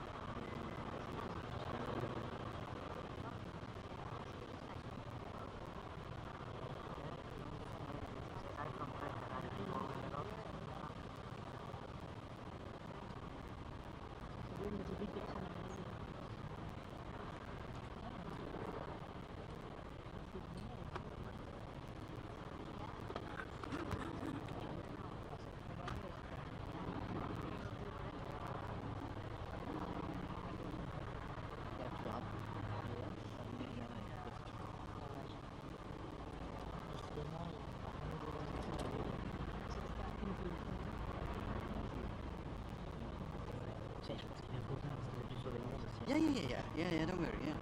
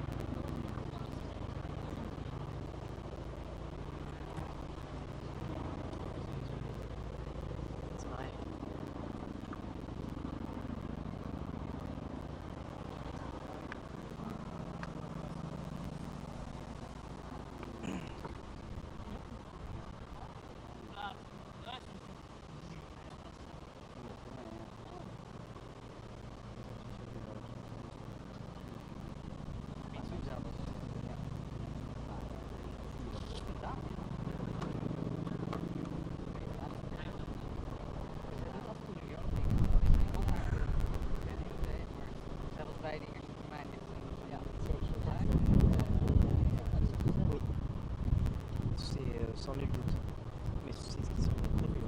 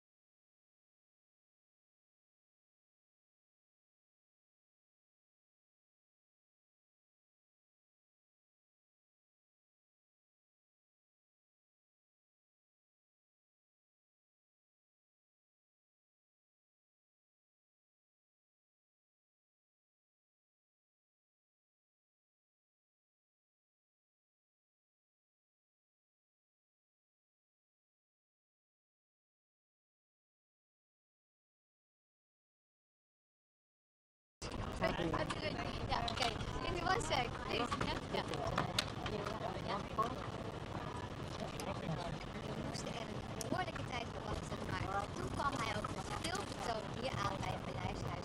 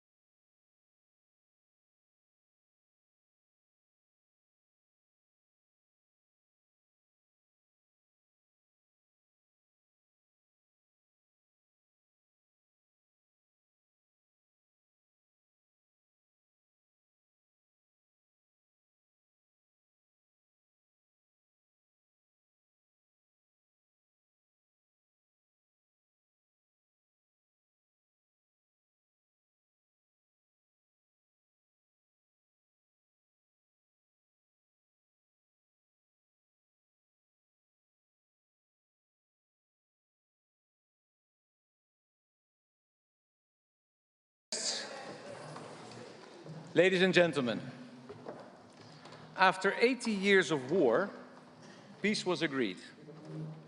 This room bears witness to it. I'm talking about the Peace of Münster, signed in 1648 by Spain and the Netherlands. Behind me over there, you can see one of the leaders of the Dutch struggle for independence, Prince Frederik Hendrik. The paintings in this room, the Oranjezaal, were commissioned in his honor. And above him is a Latin motto, which in English says, "The greatest victory is the triumph of peace." This motto seems to me a perfect fit for our alliance too, almost 80 years after the founding of NATO. The Queen and I are delighted to be hosting you tonight in this particular room. Because in 1899, my great-grandmother, Queen Wilhelmina, made this Oranjezaal available for the first Hague Peace Conference. Representatives of 26 countries attended, including the initiator of the conference, Tsar Nicholas II of Russia. The participants in those days were filled with the sense that peace would be everlasting. But behind the scenes, the first signs were already emerging of the arms race that would ultimately lead to the First World War. Peace, freedom, democracy, and the rule of law are our highest ideals. And yet history has taught us how fragile these values are if they're not protected. Where would we be without strong organizations that stand up for the defense of international stability, peace, and freedom? Where would we be without NATO's firm resolve? For 76 years, a time span of 3 generations, in the North Atlantic Treaty Area, we have collectively, harmoniously, and successfully defended what we treasure the most. At the start, our alliance had 12 countries. Then we grew. Today we're an alliance of 32, with Finland and Sweden being our newest members. In the future, NATO will remain open to new members that share our values. We can't stand still. Events since 1989 have taught us that. Ours is fundamentally a defensive alliance. Others may call it aggressive, but that's only because they reject fundamental rights and freedoms and fear that their citizens may one day demand them. The Kingdom of the Netherlands will never forget the immense sacrifices needed to win back freedom once it's been lost. We've been keenly aware of this ever since the horrors of the Second World War. And we will be forever grateful to the many who fought for our freedom, and in doing so, laid down their own lives. The ties that were forged back then can never be broken. They remain tangible and personal. Last month, I attended a memorial service at the American Cemetery in Margraten, in the south of our country. All the graves of the fallen are lovingly adopted by Dutch families who honor their memory. Mr. President, it means so much to us to welcome you in our home tonight. We cherish the bonds of friendship that will always unite our nations. Our friends and partners from the Indo-Pacific region are welcome in our circle as guests. And Ukraine, which for years has been embroiled in a daily struggle, making great sacrifices to defend its freedoms and ours, is welcome too. The people of Ukraine, with whom we feel such close ties, deserve our continuing support. It's impressive to see how we, as NATO countries, have succeeded in forming a shield behind which peace and freedom can flourish. A shield that's providing more and more people with protection. At the same time, every successful organization must always remain alert and have the courage to ask itself critical questions. Are we properly equipped for the challenges we face today? Is the division of costs and benefits amongst us sufficiently well balanced? How can our alliance operate more efficiently and effectively? These questions are especially relevant now that the threat posed by Russia and other hostile countries is taking on unprecedented new dimensions. On land, at sea, in the air, and in cyberspace. It's rightly argued that we need to make sufficient investments in our security and that there must be a balance in the financial contributions made by the members of the alliance. There can be no solidarity unless everyone shoulders their own responsibility. Perhaps, beside Article 5 of the NATO Treaty, there needs to be more focus on Article 3, the provision that says that, and I quote, Parties, separately and jointly, will maintain and develop their individual and collective capacity to resist armed attack. These subjects are bound to come up in your discussions tomorrow. I know that you will address them with wisdom, and I have every confidence that the outcome will be a NATO that is stronger than ever. May future historians recognize the 2025 summit as a milestone. The summit where we made groundbreaking decisions and where we took responsibility together for the preservation of peace, freedom, and the rule of law. Let us stay focused on what for 76 years has been the key to NATO's success: our unshakable unity and our mutual confidence that we can always count on one another. The world must know that we remain as committed as ever to the undertakings enshrined in the NATO Treaty. And I quote, "We're determined to safeguard the freedom, common heritage and civilization of our peoples, founded on the principles of democracy, individual liberty and the rule of law. And we are resolved to unite our efforts as collective defense and for the preservation of peace and security. As long as we uphold this commitment, we can overcome any challenge." And may I now ask to raise your glass with me to our alliance.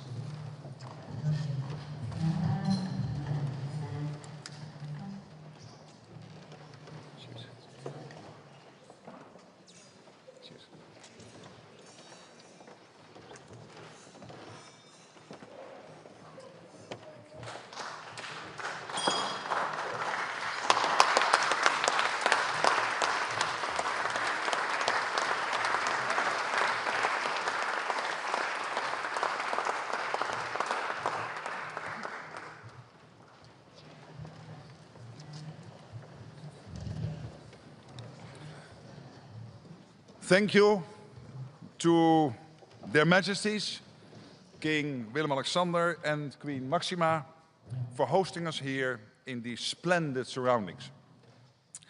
Thank you also to the Dutch government for organizing this NATO summit over the course of 2 days in this wonderful city.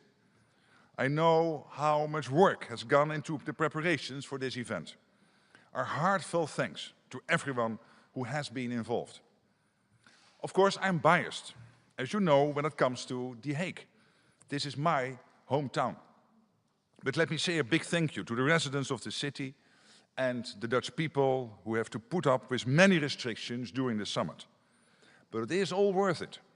This truly is a historic summit. Welcome to all allied leaders, including those who are participating in the NATO summit for the first time. And welcome to our partners, the European Union leadership, the President of Ukraine, and of course our partners from the Indo-Pacific, Japan, South Korea, New Zealand, and Australia.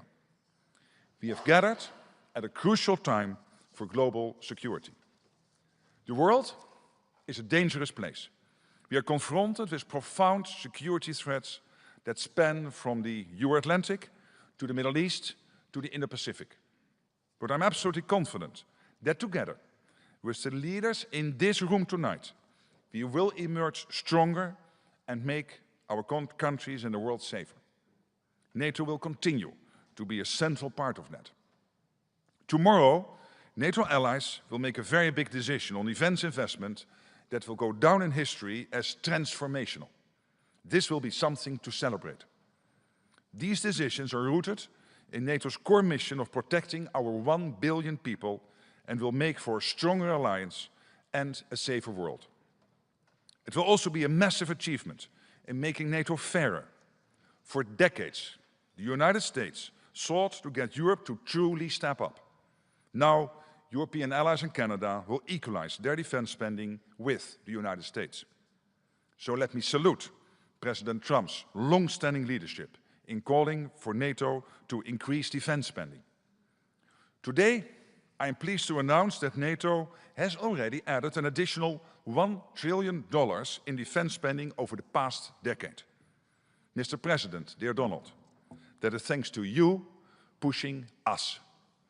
And tomorrow we will build on that foundation and add trillions more in defense spending, because we need to do this. We will also commit to expanding our defense industries and continuing our support for Ukraine.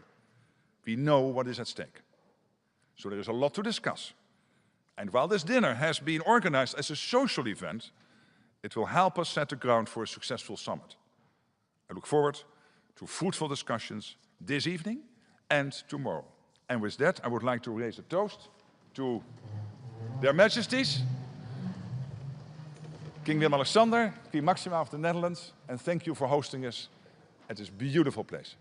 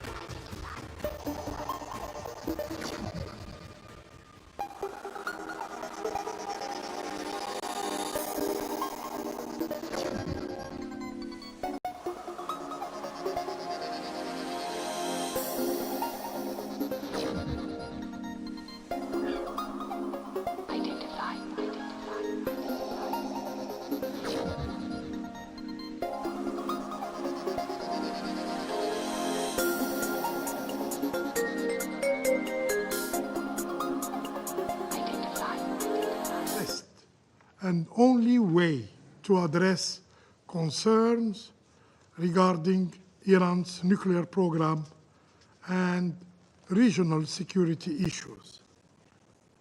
About the regional security issues, may I underscore the urgency of establishing a zone free of nuclear weapons and all other weapons of mass destruction in the Middle East.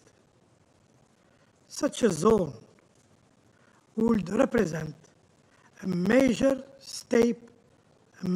step forward for regional and international peace and security. In this context, we recall Security Council Resolution 487, which called on Israel to place its nuclear installation under IAEA safeguards. More than 4 decades later, this call remained ignored, unanswered, unfulfilled. Madam President, to conclude, the announced ceasefire provides a valuable opportunity to reinforce the norms that underpin the global non-proliferation regime. Without selectivity, without double standard, Algeria stands ready to work with all partners to uphold international law and to strengthen the integrity of the global non-proliferation regime, a cornerstone of our shared security. I thank you. I thank the representative of Algeria for his statement, and I give the floor to the representative of the Russian Federation. Madam President, we thank Mr. Secretary General Rosemary DiCarlo and Security Council Facilitator for the implementation of Resolution 31, the Permanent Representative of Slovenia, Samuel Boger, and we also congratulate our Slovenian colleagues on the unanimous adoption of the 6-month report of the facilitator and count on their continued efforts to support the activities under the 2231 format until its scheduled conclusion in October 2025. We've listened to the head of delegation of the EU, Stavros Lambrinidis. Madam President, in the night of June 12th to 13th, member states of the parties to the NPT carried out unprovoked aggression, bringing the world to the brink of nuclear disaster. The Russian Federation strongly condemns the attacks on Iran, including its peaceful nuclear infrastructure, which is subject to IAEA safeguards.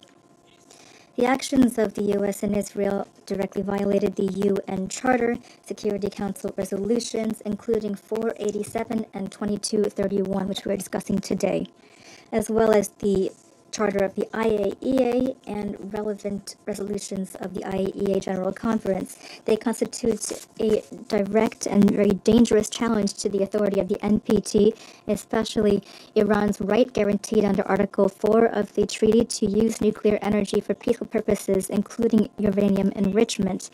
And this was a major blow to the non-proliferation regime.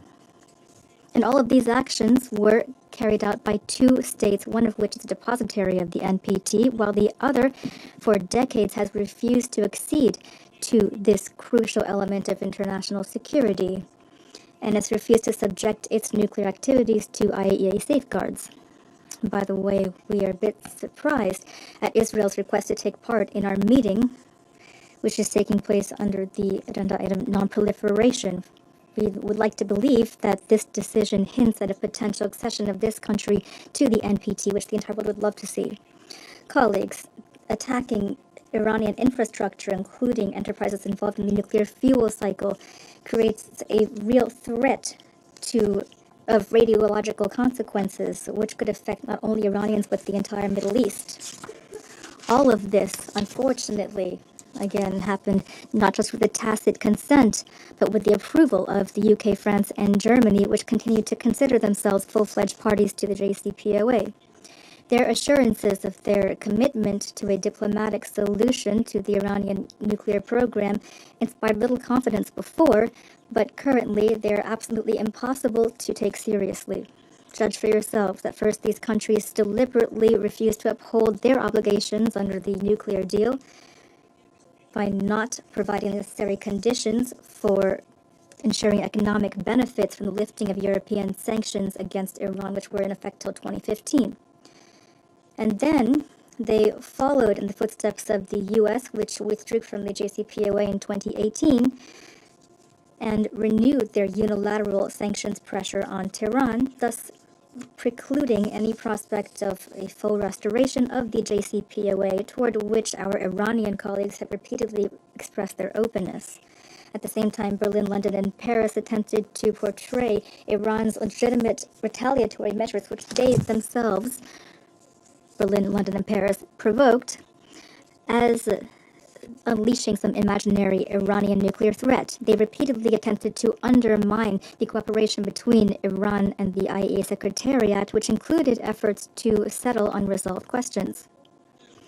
And even in spite of that, Iran remained and remains the most rigorously verified state out of all the members of the IAEA. And the Director General of the IAEA's reports clearly indicate the lack of any proliferation risk. Here I emphasize that the IAEA's reports in nowhere mention the conversion of Iran's nuclear material for military purposes or for any undeclared purposes. So the IAEA has observed no signs that Iran is developing a nuclear weapon. Therefore, all of the assertions of our Western colleagues to the contrary are falsehoods calculated for an audience that has not read these reports or that do not understand this issue. The cynicism and hypocrisy of our Western colleagues reached a peak on June 12th. On that day, the IAEA Board of Governors adopted yet another puffed-up resolution on Iran, divorced from reality and inspired by Western countries. Immediately afterward, Israel carried out. In the America's Cup, as in life, if you ask who comes second, there is only one answer.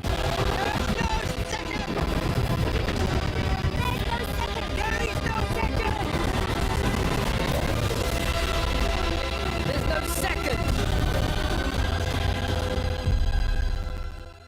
Washington. As a result, last Sunday, we witnessed another attempt to legitimize the use of force in contravention of the UN Charter and strikes on peaceful nuclear facilities in violation of the IAEA Charter and all norms of nuclear safety and security.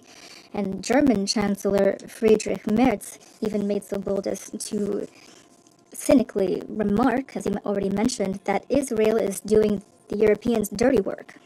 And these are the actual words of a head of government of a state party to the JCPOA.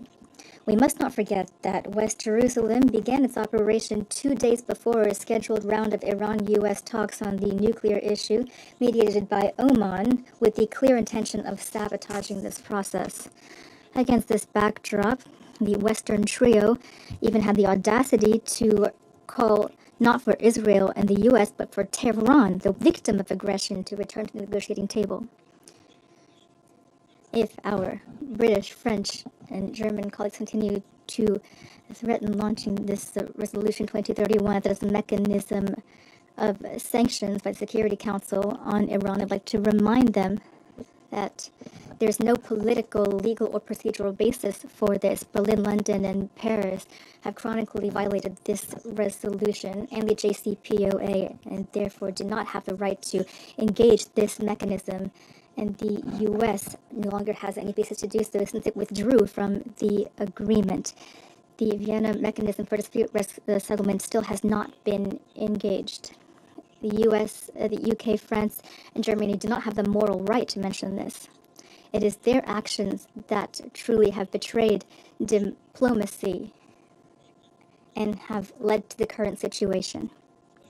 Madam President, Special responsibility in this regard lies with the IAEA and Secretariat, given the infringement by Israel and the U.S. on the global nuclear non-proliferation regime, which forms the basis for the NPT. The Directorate General and his colleagues are obligated to uphold their mandate as well as resolutions of the General Conference 444 and 533. The IAEA leadership must not content itself with evasive language and fragmented information, but rather provide detailed reports on the attacks against Iranian nuclear facilities under IAEA safeguards. At the same time, it's extremely important to call things by their names and directly indicate who exactly carried out targeted attacks in violation of the charters of the UN and IAEA and resolutions of the Security Council and General Conference of the IAEA. Unfortunately, we've already seen that the Director General of the IAEA includes sometimes subjective judgments alongside facts and statistics in his reports, and these are then used by a certain number of countries to justify their unprovoked aggression. Madam President, the Iranian nuclear program can only be resolved through diplomacy, through negotiated solutions, which are based on international law and the principle of equal and indivisible security. The Russian Federation consistently has supported a peaceful solution to the concerns surrounding the Iranian nuclear program, which is acceptable to all parties as well as the international community as a whole. Here, the greatest responsibility lies on the UN Security Council, which is obligated to take the requisite measures. This is the goal of the draft resolution proposed by Russia together with our Chinese and Pakistani partners. Today, we are proposing to our Council colleagues an updated text that takes into account the latest developments and aims to bring about a lasting ceasefire as well as oversight of that ceasefire by the Security Council through Secretary General reporting. The JCPOA and Resolution 2231, adopted in 2015, demonstrated that the international community at that time rejected the military approach and clearly chose diplomacy instead. Today we must make the same choice again without delay. Thank you. I thank the representative of the Russian Federation for his statement, and I give the floor to the representative of Greece. Thank you, Madam President. I would like to thank Under-Secretary General Mr. Carlo, the head of the EU delegation, Mr. Lambrinidis, for the informative and timely briefing. I would also like to commend my Slovenian colleague Ambassador Spoger and his team for their efforts in timely compiling the facilitator's report. Madam President, first of all, I would like to welcome President Trump's announcement of a ceasefire agreement, also commending the mediating efforts by the US and Qatar. It is a necessary first step towards sustainable security, which can only be achieved through diplomacy and negotiate a deal that would address all proliferation risks and guarantee the security of all countries of the region. Madam President, on today's issue of non-proliferation, allow me to highlight the following 3 points. First and foremost, Greece reiterates its unwavering commitment to preserving and strengthening the global nuclear non-proliferation regime. The IAEA and NPT remains its indispensable institutional cornerstones. We therefore urge all state parties to comply with the full range of the obligation under the NPT. Secondly, we express serious concern of the findings of the DG Gross's most recent report of May 31st, as well as the IAEA board resolution adopted on June 12th. According to them, the agency's ability to verify Iran's implementation of its nuclear-related commitments under the JCPOA has been seriously affected. The cessation of Iran's application of the additional protocol, the removal of JCPOA-related monitoring and surveillance equipment, the non-compliance with its obligation under the Safeguards Agreement, and the access refusal to experienced IAEA inspectors have collectively led to a loss of continuity of knowledge, a gap that the agency now confirms cannot be restored. Of equal concern is a steady increase in Iran's stockpile of enriched uranium. As of May 17, and since late February, Iran's total enriched uranium stockpile has been considerably increased and reached up to 60%. This is deeply alarming for a non-proliferation perspective, as there is no credible civilian use for uranium enriched to this level. We remain deeply concerned with the Director General's inability to provide assurances that Iran's nuclear program is exclusively peaceful. Thirdly, Greece continues to view the JCPOA as endorsed by this Council through Resolution 2231, as the best available framework to ensure that Iran's nuclear program remains exclusively peaceful. Its full and effective implementation would provide both transparency and confidence, not only with regard to verification, but also with a view towards sanctions relief, economic developments, and regional de-escalation. It is in this spirit that we fully support all diplomatic efforts to secure Tehran's full compliance with its obligations under the JCPOA. We welcome last Friday E3 Iran talks, while we call for the resumption of the US-Iran talks. As a country with historical ties and geographical proximity to the region, Greece stands ready to support all constructive efforts aimed at de-escalation, diplomacy and dialogue. Madam President, in closing, let me stress that Iran, as a matter of fact no other nation, must never be allowed to acquire a nuclear weapon. The international community cannot afford a major nuclear proliferation crisis. With the credibility of the global non-proliferation regime at stake, and with military escalation threatening the security and stability of the Middle East, the time has come for responsible action. We call on all parties to demonstrate political will, engage meaningfully and in good faith, and reaffirm the commitment to dialogue and diplomacy. As the events of the last day demonstrate, we are glad that even in these very difficult circumstances, the window of diplomacy has remained open, and there is now an opportunity for addressing through dialogue all concerns about the Iranian nuclear program. I thank you. I thank the representative of Greece for his statement, and I give the floor now to the representative of Denmark. Thank you, Madam President. And as others, I thank Under-Secretary General Di Carlo, Ambassador Lambrinidis, and Ambassador Spoga for your briefings and updates. Madam President, the situation in the Middle East continues to evolve. We welcome the announced ceasefire between Israel and Iran as a critical step towards de-escalation in a region that has endured far too much instability. We urge both parties to adhere to it and to abide by the obligations under the UN Charter and international law. This moment must be seized, not only to consolidate gains in regional security, but also to create the necessary space for renewed diplomatic engagement on the nuclear file. It is in the interest of all parties to pursue a negotiated solution, which is the only viable path to restore stability and lasting peace in the region. Madam President, even before the recent developments, Denmark has continuously expressed our concern about Iran's nuclear trajectory and its activities in blatant violation of the JCPOA. We have also persistently warned against an Iranian withdrawal from the Non-Proliferation Treaty. Our position is clear. Iran must never be allowed to acquire a nuclear weapon. This follows Iran's obligations under the Non-Proliferation Treaty and its commitments under the JCPOA. It is therefore deeply alarming that the recent IAEA report shows that Iran has failed to declare nuclear material in its possession and demonstrate that Iran has impeded and obstructed agency verification activities, as also conveyed by the 2231 facilitator letter. We reiterate our great concern that the IAEA is unable to assure that the Iranian nuclear program is exclusively peaceful. These concerns are furthered by Iran's production and stockpiling of vast amounts of enriched uranium with no plausible civilian purpose. It still remains unclear whether Iran has ceased its enriching activities. We do not take it lightly and call on Iran to change its course of action and abide by its obligation. This remains true, even if recent events have changed the circumstances surrounding the Iranian nuclear issue. Madam President, as many has highlighted here today, this is the last mandated meeting before the expiration of the JCPOA, meaning there is no time to spare.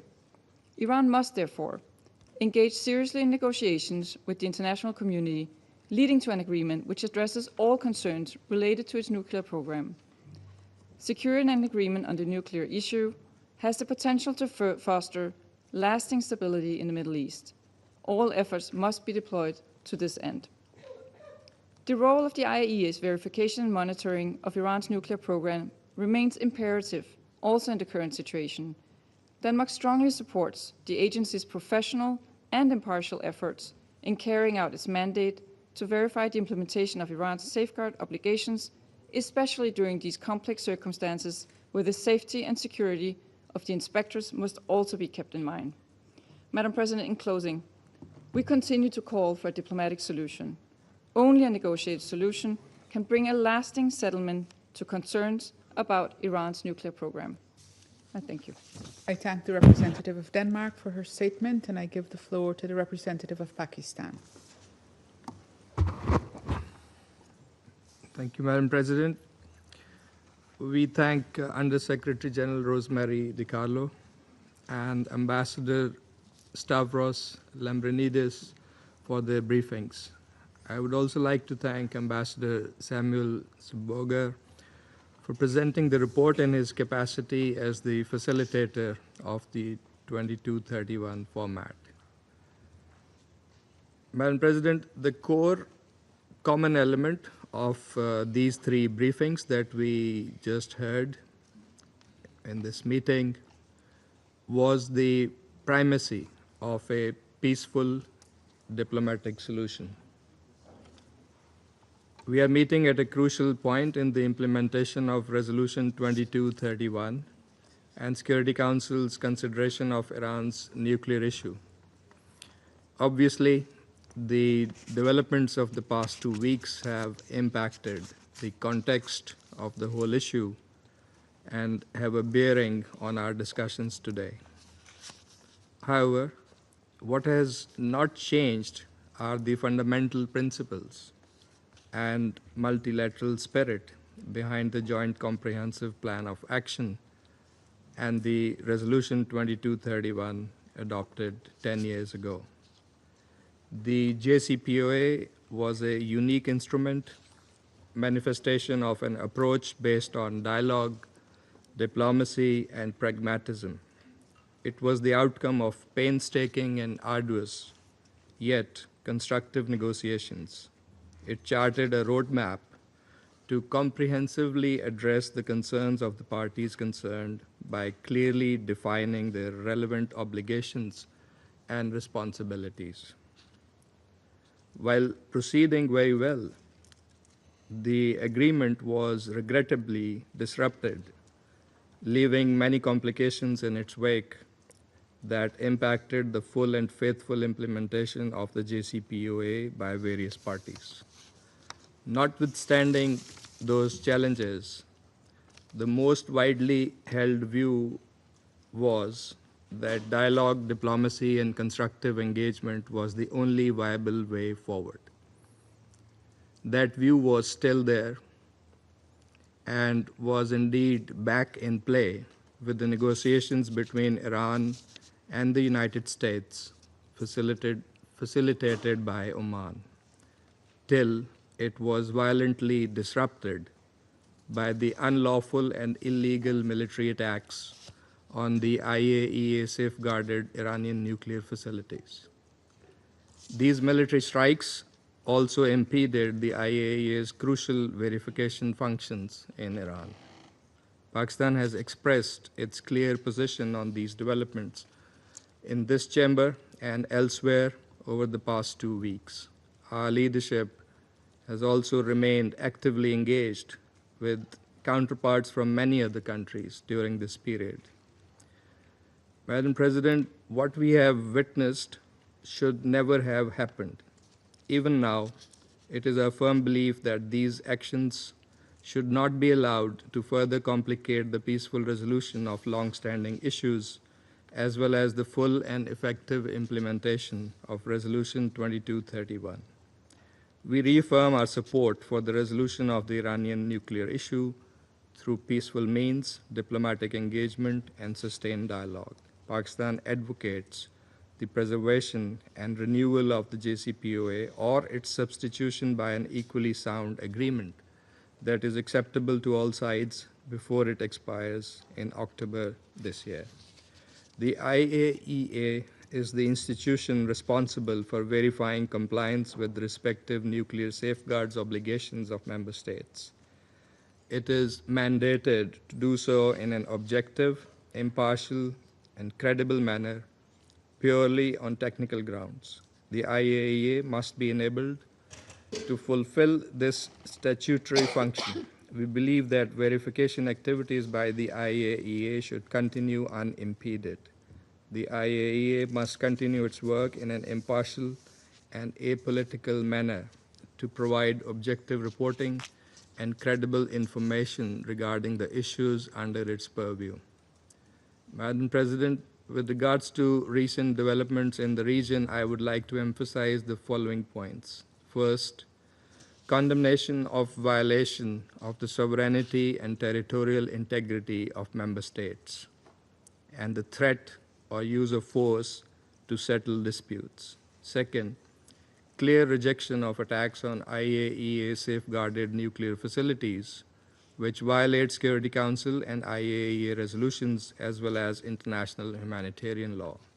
Third, we request the Secretary General to report on the implications of these developments on the implementation of Resolution 2231, particularly those arising from military strikes against nuclear facilities.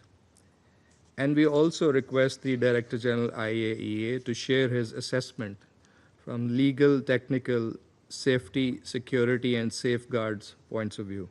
Fourth, we urge sustained cessation of hostilities and a permanent ceasefire to allow resumption of dialogue and verification activities by the IAEA. Fifth, there is an urgent need to renew diplomatic engagement to seriously and faithfully address the outstanding issues in a cooperative manner as per the rights, obligations, and responsibilities of the parties concerned. Madam President, we welcome the announcement of the ceasefire understanding between Iran and Israel, and we expect this to be fully respected. We commend all those who played a pivotal role in facilitating this development and hope this positive step will contribute to lasting peace and stability in the region. This is a vital step that must now be followed up by constructive and comprehensive engagement. Pakistan firmly believes that all disputes must be resolved in accordance with the principles of the UN Charter and international law, including respect for sovereignty and territorial integrity. We call on all parties to fulfill their respective obligations and responsibilities and avoid any further escalation. Most importantly, the trust and confidence in the diplomatic engagement that was damaged by the unprovoked aggression must be meticulously restored. The Council should allow sufficient time to continuing efforts between the IAEA and Iran, as well as other parties, to resolve outstanding issues. Recent developments have yet again manifested the grave dangers that present themselves when there are violations of the UN Charter and international law. The cost of seeking to resolve issues through military means is more than evident. The region, and indeed the whole world, cannot be held hostage to such adventures, dangerous precedents, and spiraling escalations. Diplomatic engagement and the resumption of dialogue are the best means to resolve all outstanding issues. Diplomacy has delivered previously, and with the necessary political will, it can certainly deliver again. Lastly, allow me to inform the Council that following up on the draft resolution circulated by China, Pakistan, and Russia on Sunday, we have updated and revised the text to reflect the latest developments, including the ceasefire, and have circulated it to Council members.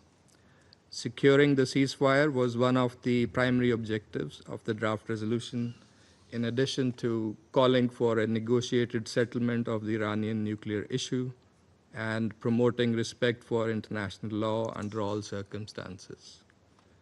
We will engage constructively with fellow members on the text of this draft resolution with a view to arriving at a consensus outcome, signifying the Council's support for sustained ceasefire and sustained dialogue and diplomatic engagement for a lasting solution. I thank you.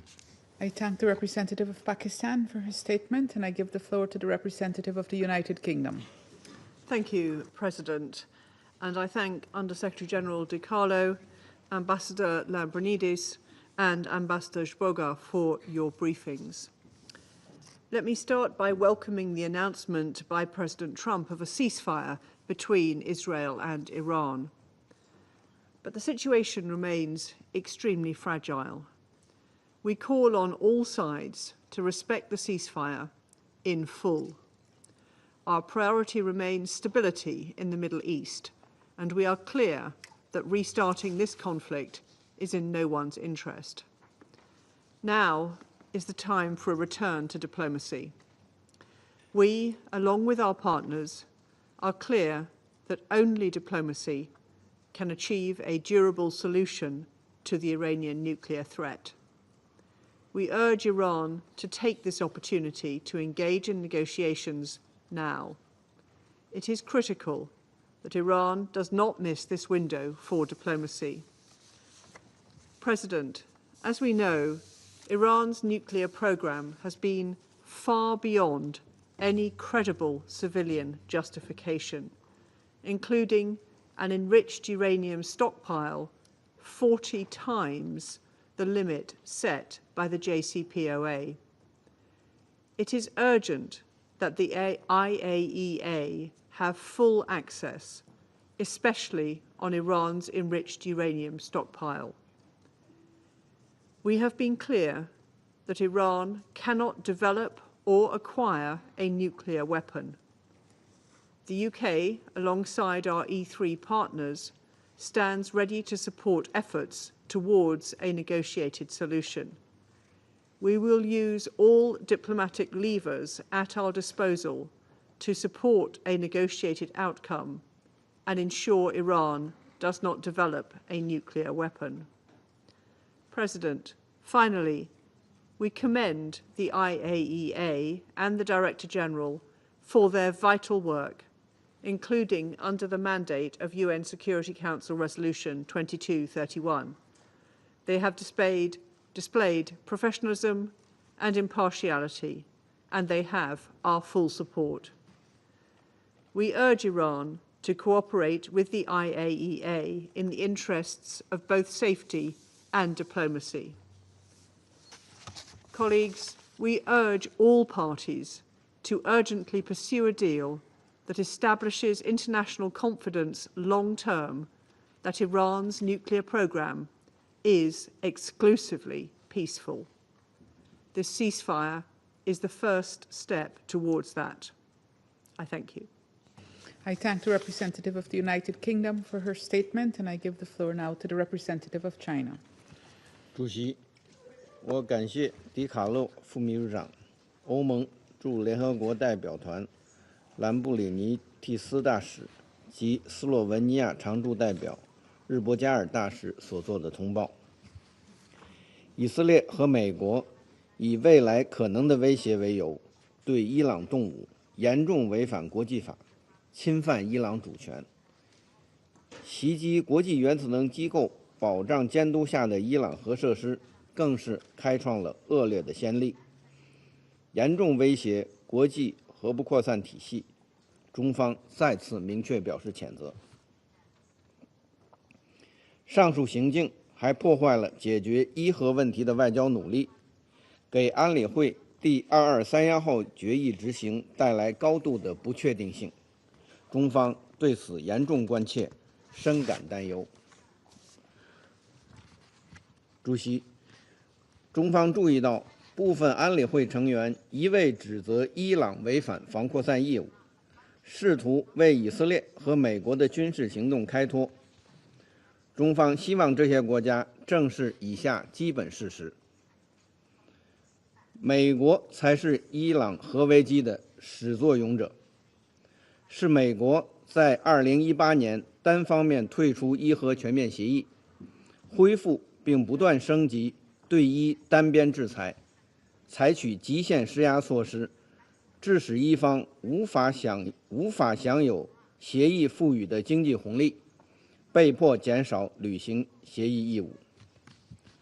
又是美国置自身信誉于不顾，悍然对伊核设施发动军事打击，破坏由其自身发起的谈判进程，再度导致伊核问题走入困局，地区局势骤然升级。伊朗解决伊核问题的诚意应该得到重视。时至今日，伊朗仍在履行核不扩散义务，执行全面保障监督协定。伊朗一再强调不寻求发展核武器，以建设性姿态与美方开展多轮的专业务实谈判，从未放弃外交努力。然而，一些国家片面援引国际原子能机构总干事报告内容，无视伊朗与机构合作的积极面，在没有充分协商情况下强行推动机构理事会通过决议，损害对话氛围，激化矛盾和对抗。有关国家应深刻反思这一不负责任的举措所产生的恶劣影响。主席，中方认为，解决伊核问题的外交手段尚未穷尽，和平解决仍有希望。各方应汲取教训，在平等基础上重启对话，推动伊朗核问题重返政治解决轨道。我强调3点：第一，确保停火止战是当务之急。事实证明，武力不是解决国际争端的正确方式，也解决不了伊核问题。中方注意到当前的局势发展，期待实现真正停火，切实有效落地。有关方面应采取切实措施，防止局势再次升级。国际社会必须为推动局势降温、推动对话谈判做出努力。第二，坚持政治解决是唯一途径。伊核全面协议和安理会第2231号决议确定的核心目标和宗旨，在伊核问题下步政治解决进程中依然有效。要坚持政治外交解决大方向，反对诉诸武力和非法制裁。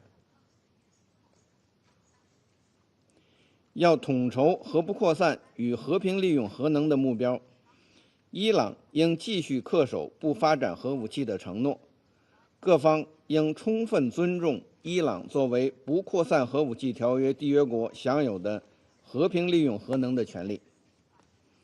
各方 We all would like to invest in inexpensive but fast-growing companies with a big future. IBKR Global Analyst helps you find undervalued stocks around the world. Global Analyst lets you easily compare the relative value of global stocks by region, industry, market capitalization, and currency. Find out why smart investors choose Interactive Brokers. Try Global Analyst today at ibkr.ie/ganalyst. 发挥建设性作用，协助有关各方建立信任，弥合分歧，为重启谈判创造有利条件。相关国家应摒弃动辄威胁启动快速恢复制裁机制的做法，否则只会加剧紧张对立，甚至进一步破坏外交努力。伊核问题的妥善解决事关国际防扩散体系的权威性和有效性，对中东地区和平稳定至关重要。当前地区局势处在关键和紧要时刻，中方呼吁各方增强紧迫意识，体现责任担当，尽早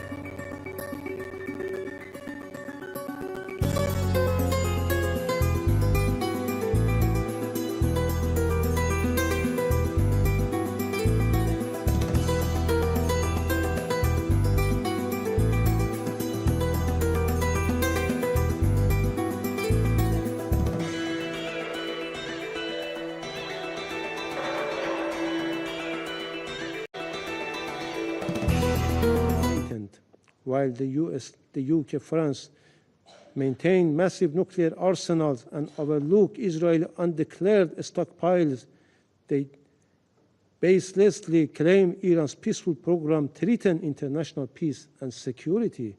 These political accusations have been refuted for years by Iran's transparency and by its full cooperation with IAEA. If they truly care about the non-proliferation regime, they must condemn Israel's violation of international law and Resolution 487. Fifth, claims that Iran has violated Resolution 2231 are groundless. For past decades, Iran has upheld Resolution 2231 and the JCPOA. Our remedial measures have been fully consistent with these two instruments, meant only to restore balance and encourage all parties to return to their commitment. Iran remedial measures must not be misused to justify new pressure on the JCPOA or Resolution 2231. The Council must prevent any attempt to manipulate this mechanism against Iran.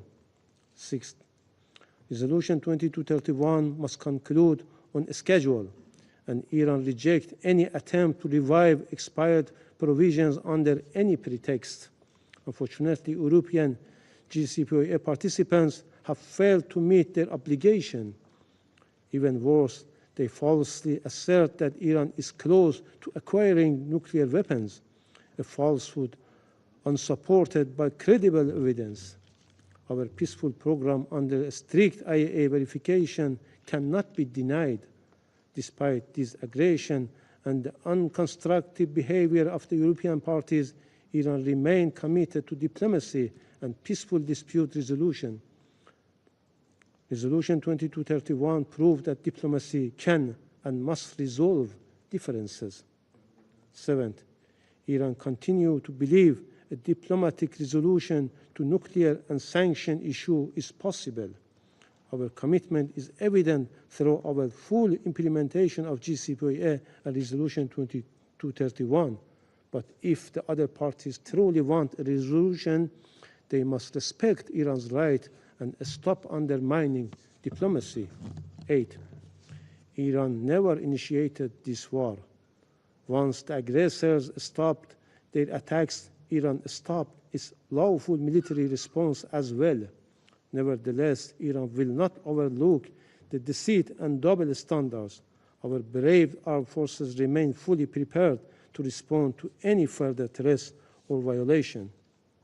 Finally, to conclude, Madam President, we are now closer to diplomacy than ever before.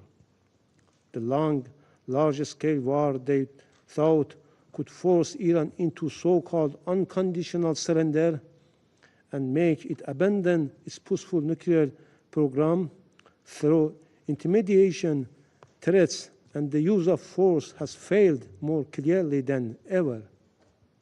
They unleashed their full military might, supporting and providing Israel with advanced fighter jets, sophisticated weaponry, and the most powerful bombs, even bunker busters, to attack Iran's peaceful nuclear facilities.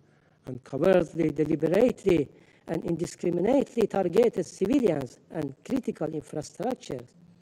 These attacks led to the martyrdom of hundreds of innocent people, including women, children, nuclear scientists, academics, athletes, students, aid workers, and senior military officials, and left thousands more injured. We honor martyrs for their sacrifices as well as our brave, patriotic people in defense of our homeland. Iran emerged proud and steadfast in the face of this criminal aggression. This proves one simple truth more clearly than ever.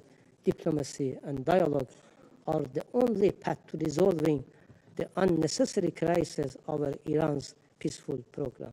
I thank you. I thank the representative of the Islamic Republic of Iran for his statement, and I give the floor now to the representative of Germany. Madam President, I would like to thank Undersecretary General Di Carlo, Ambassador Spogar,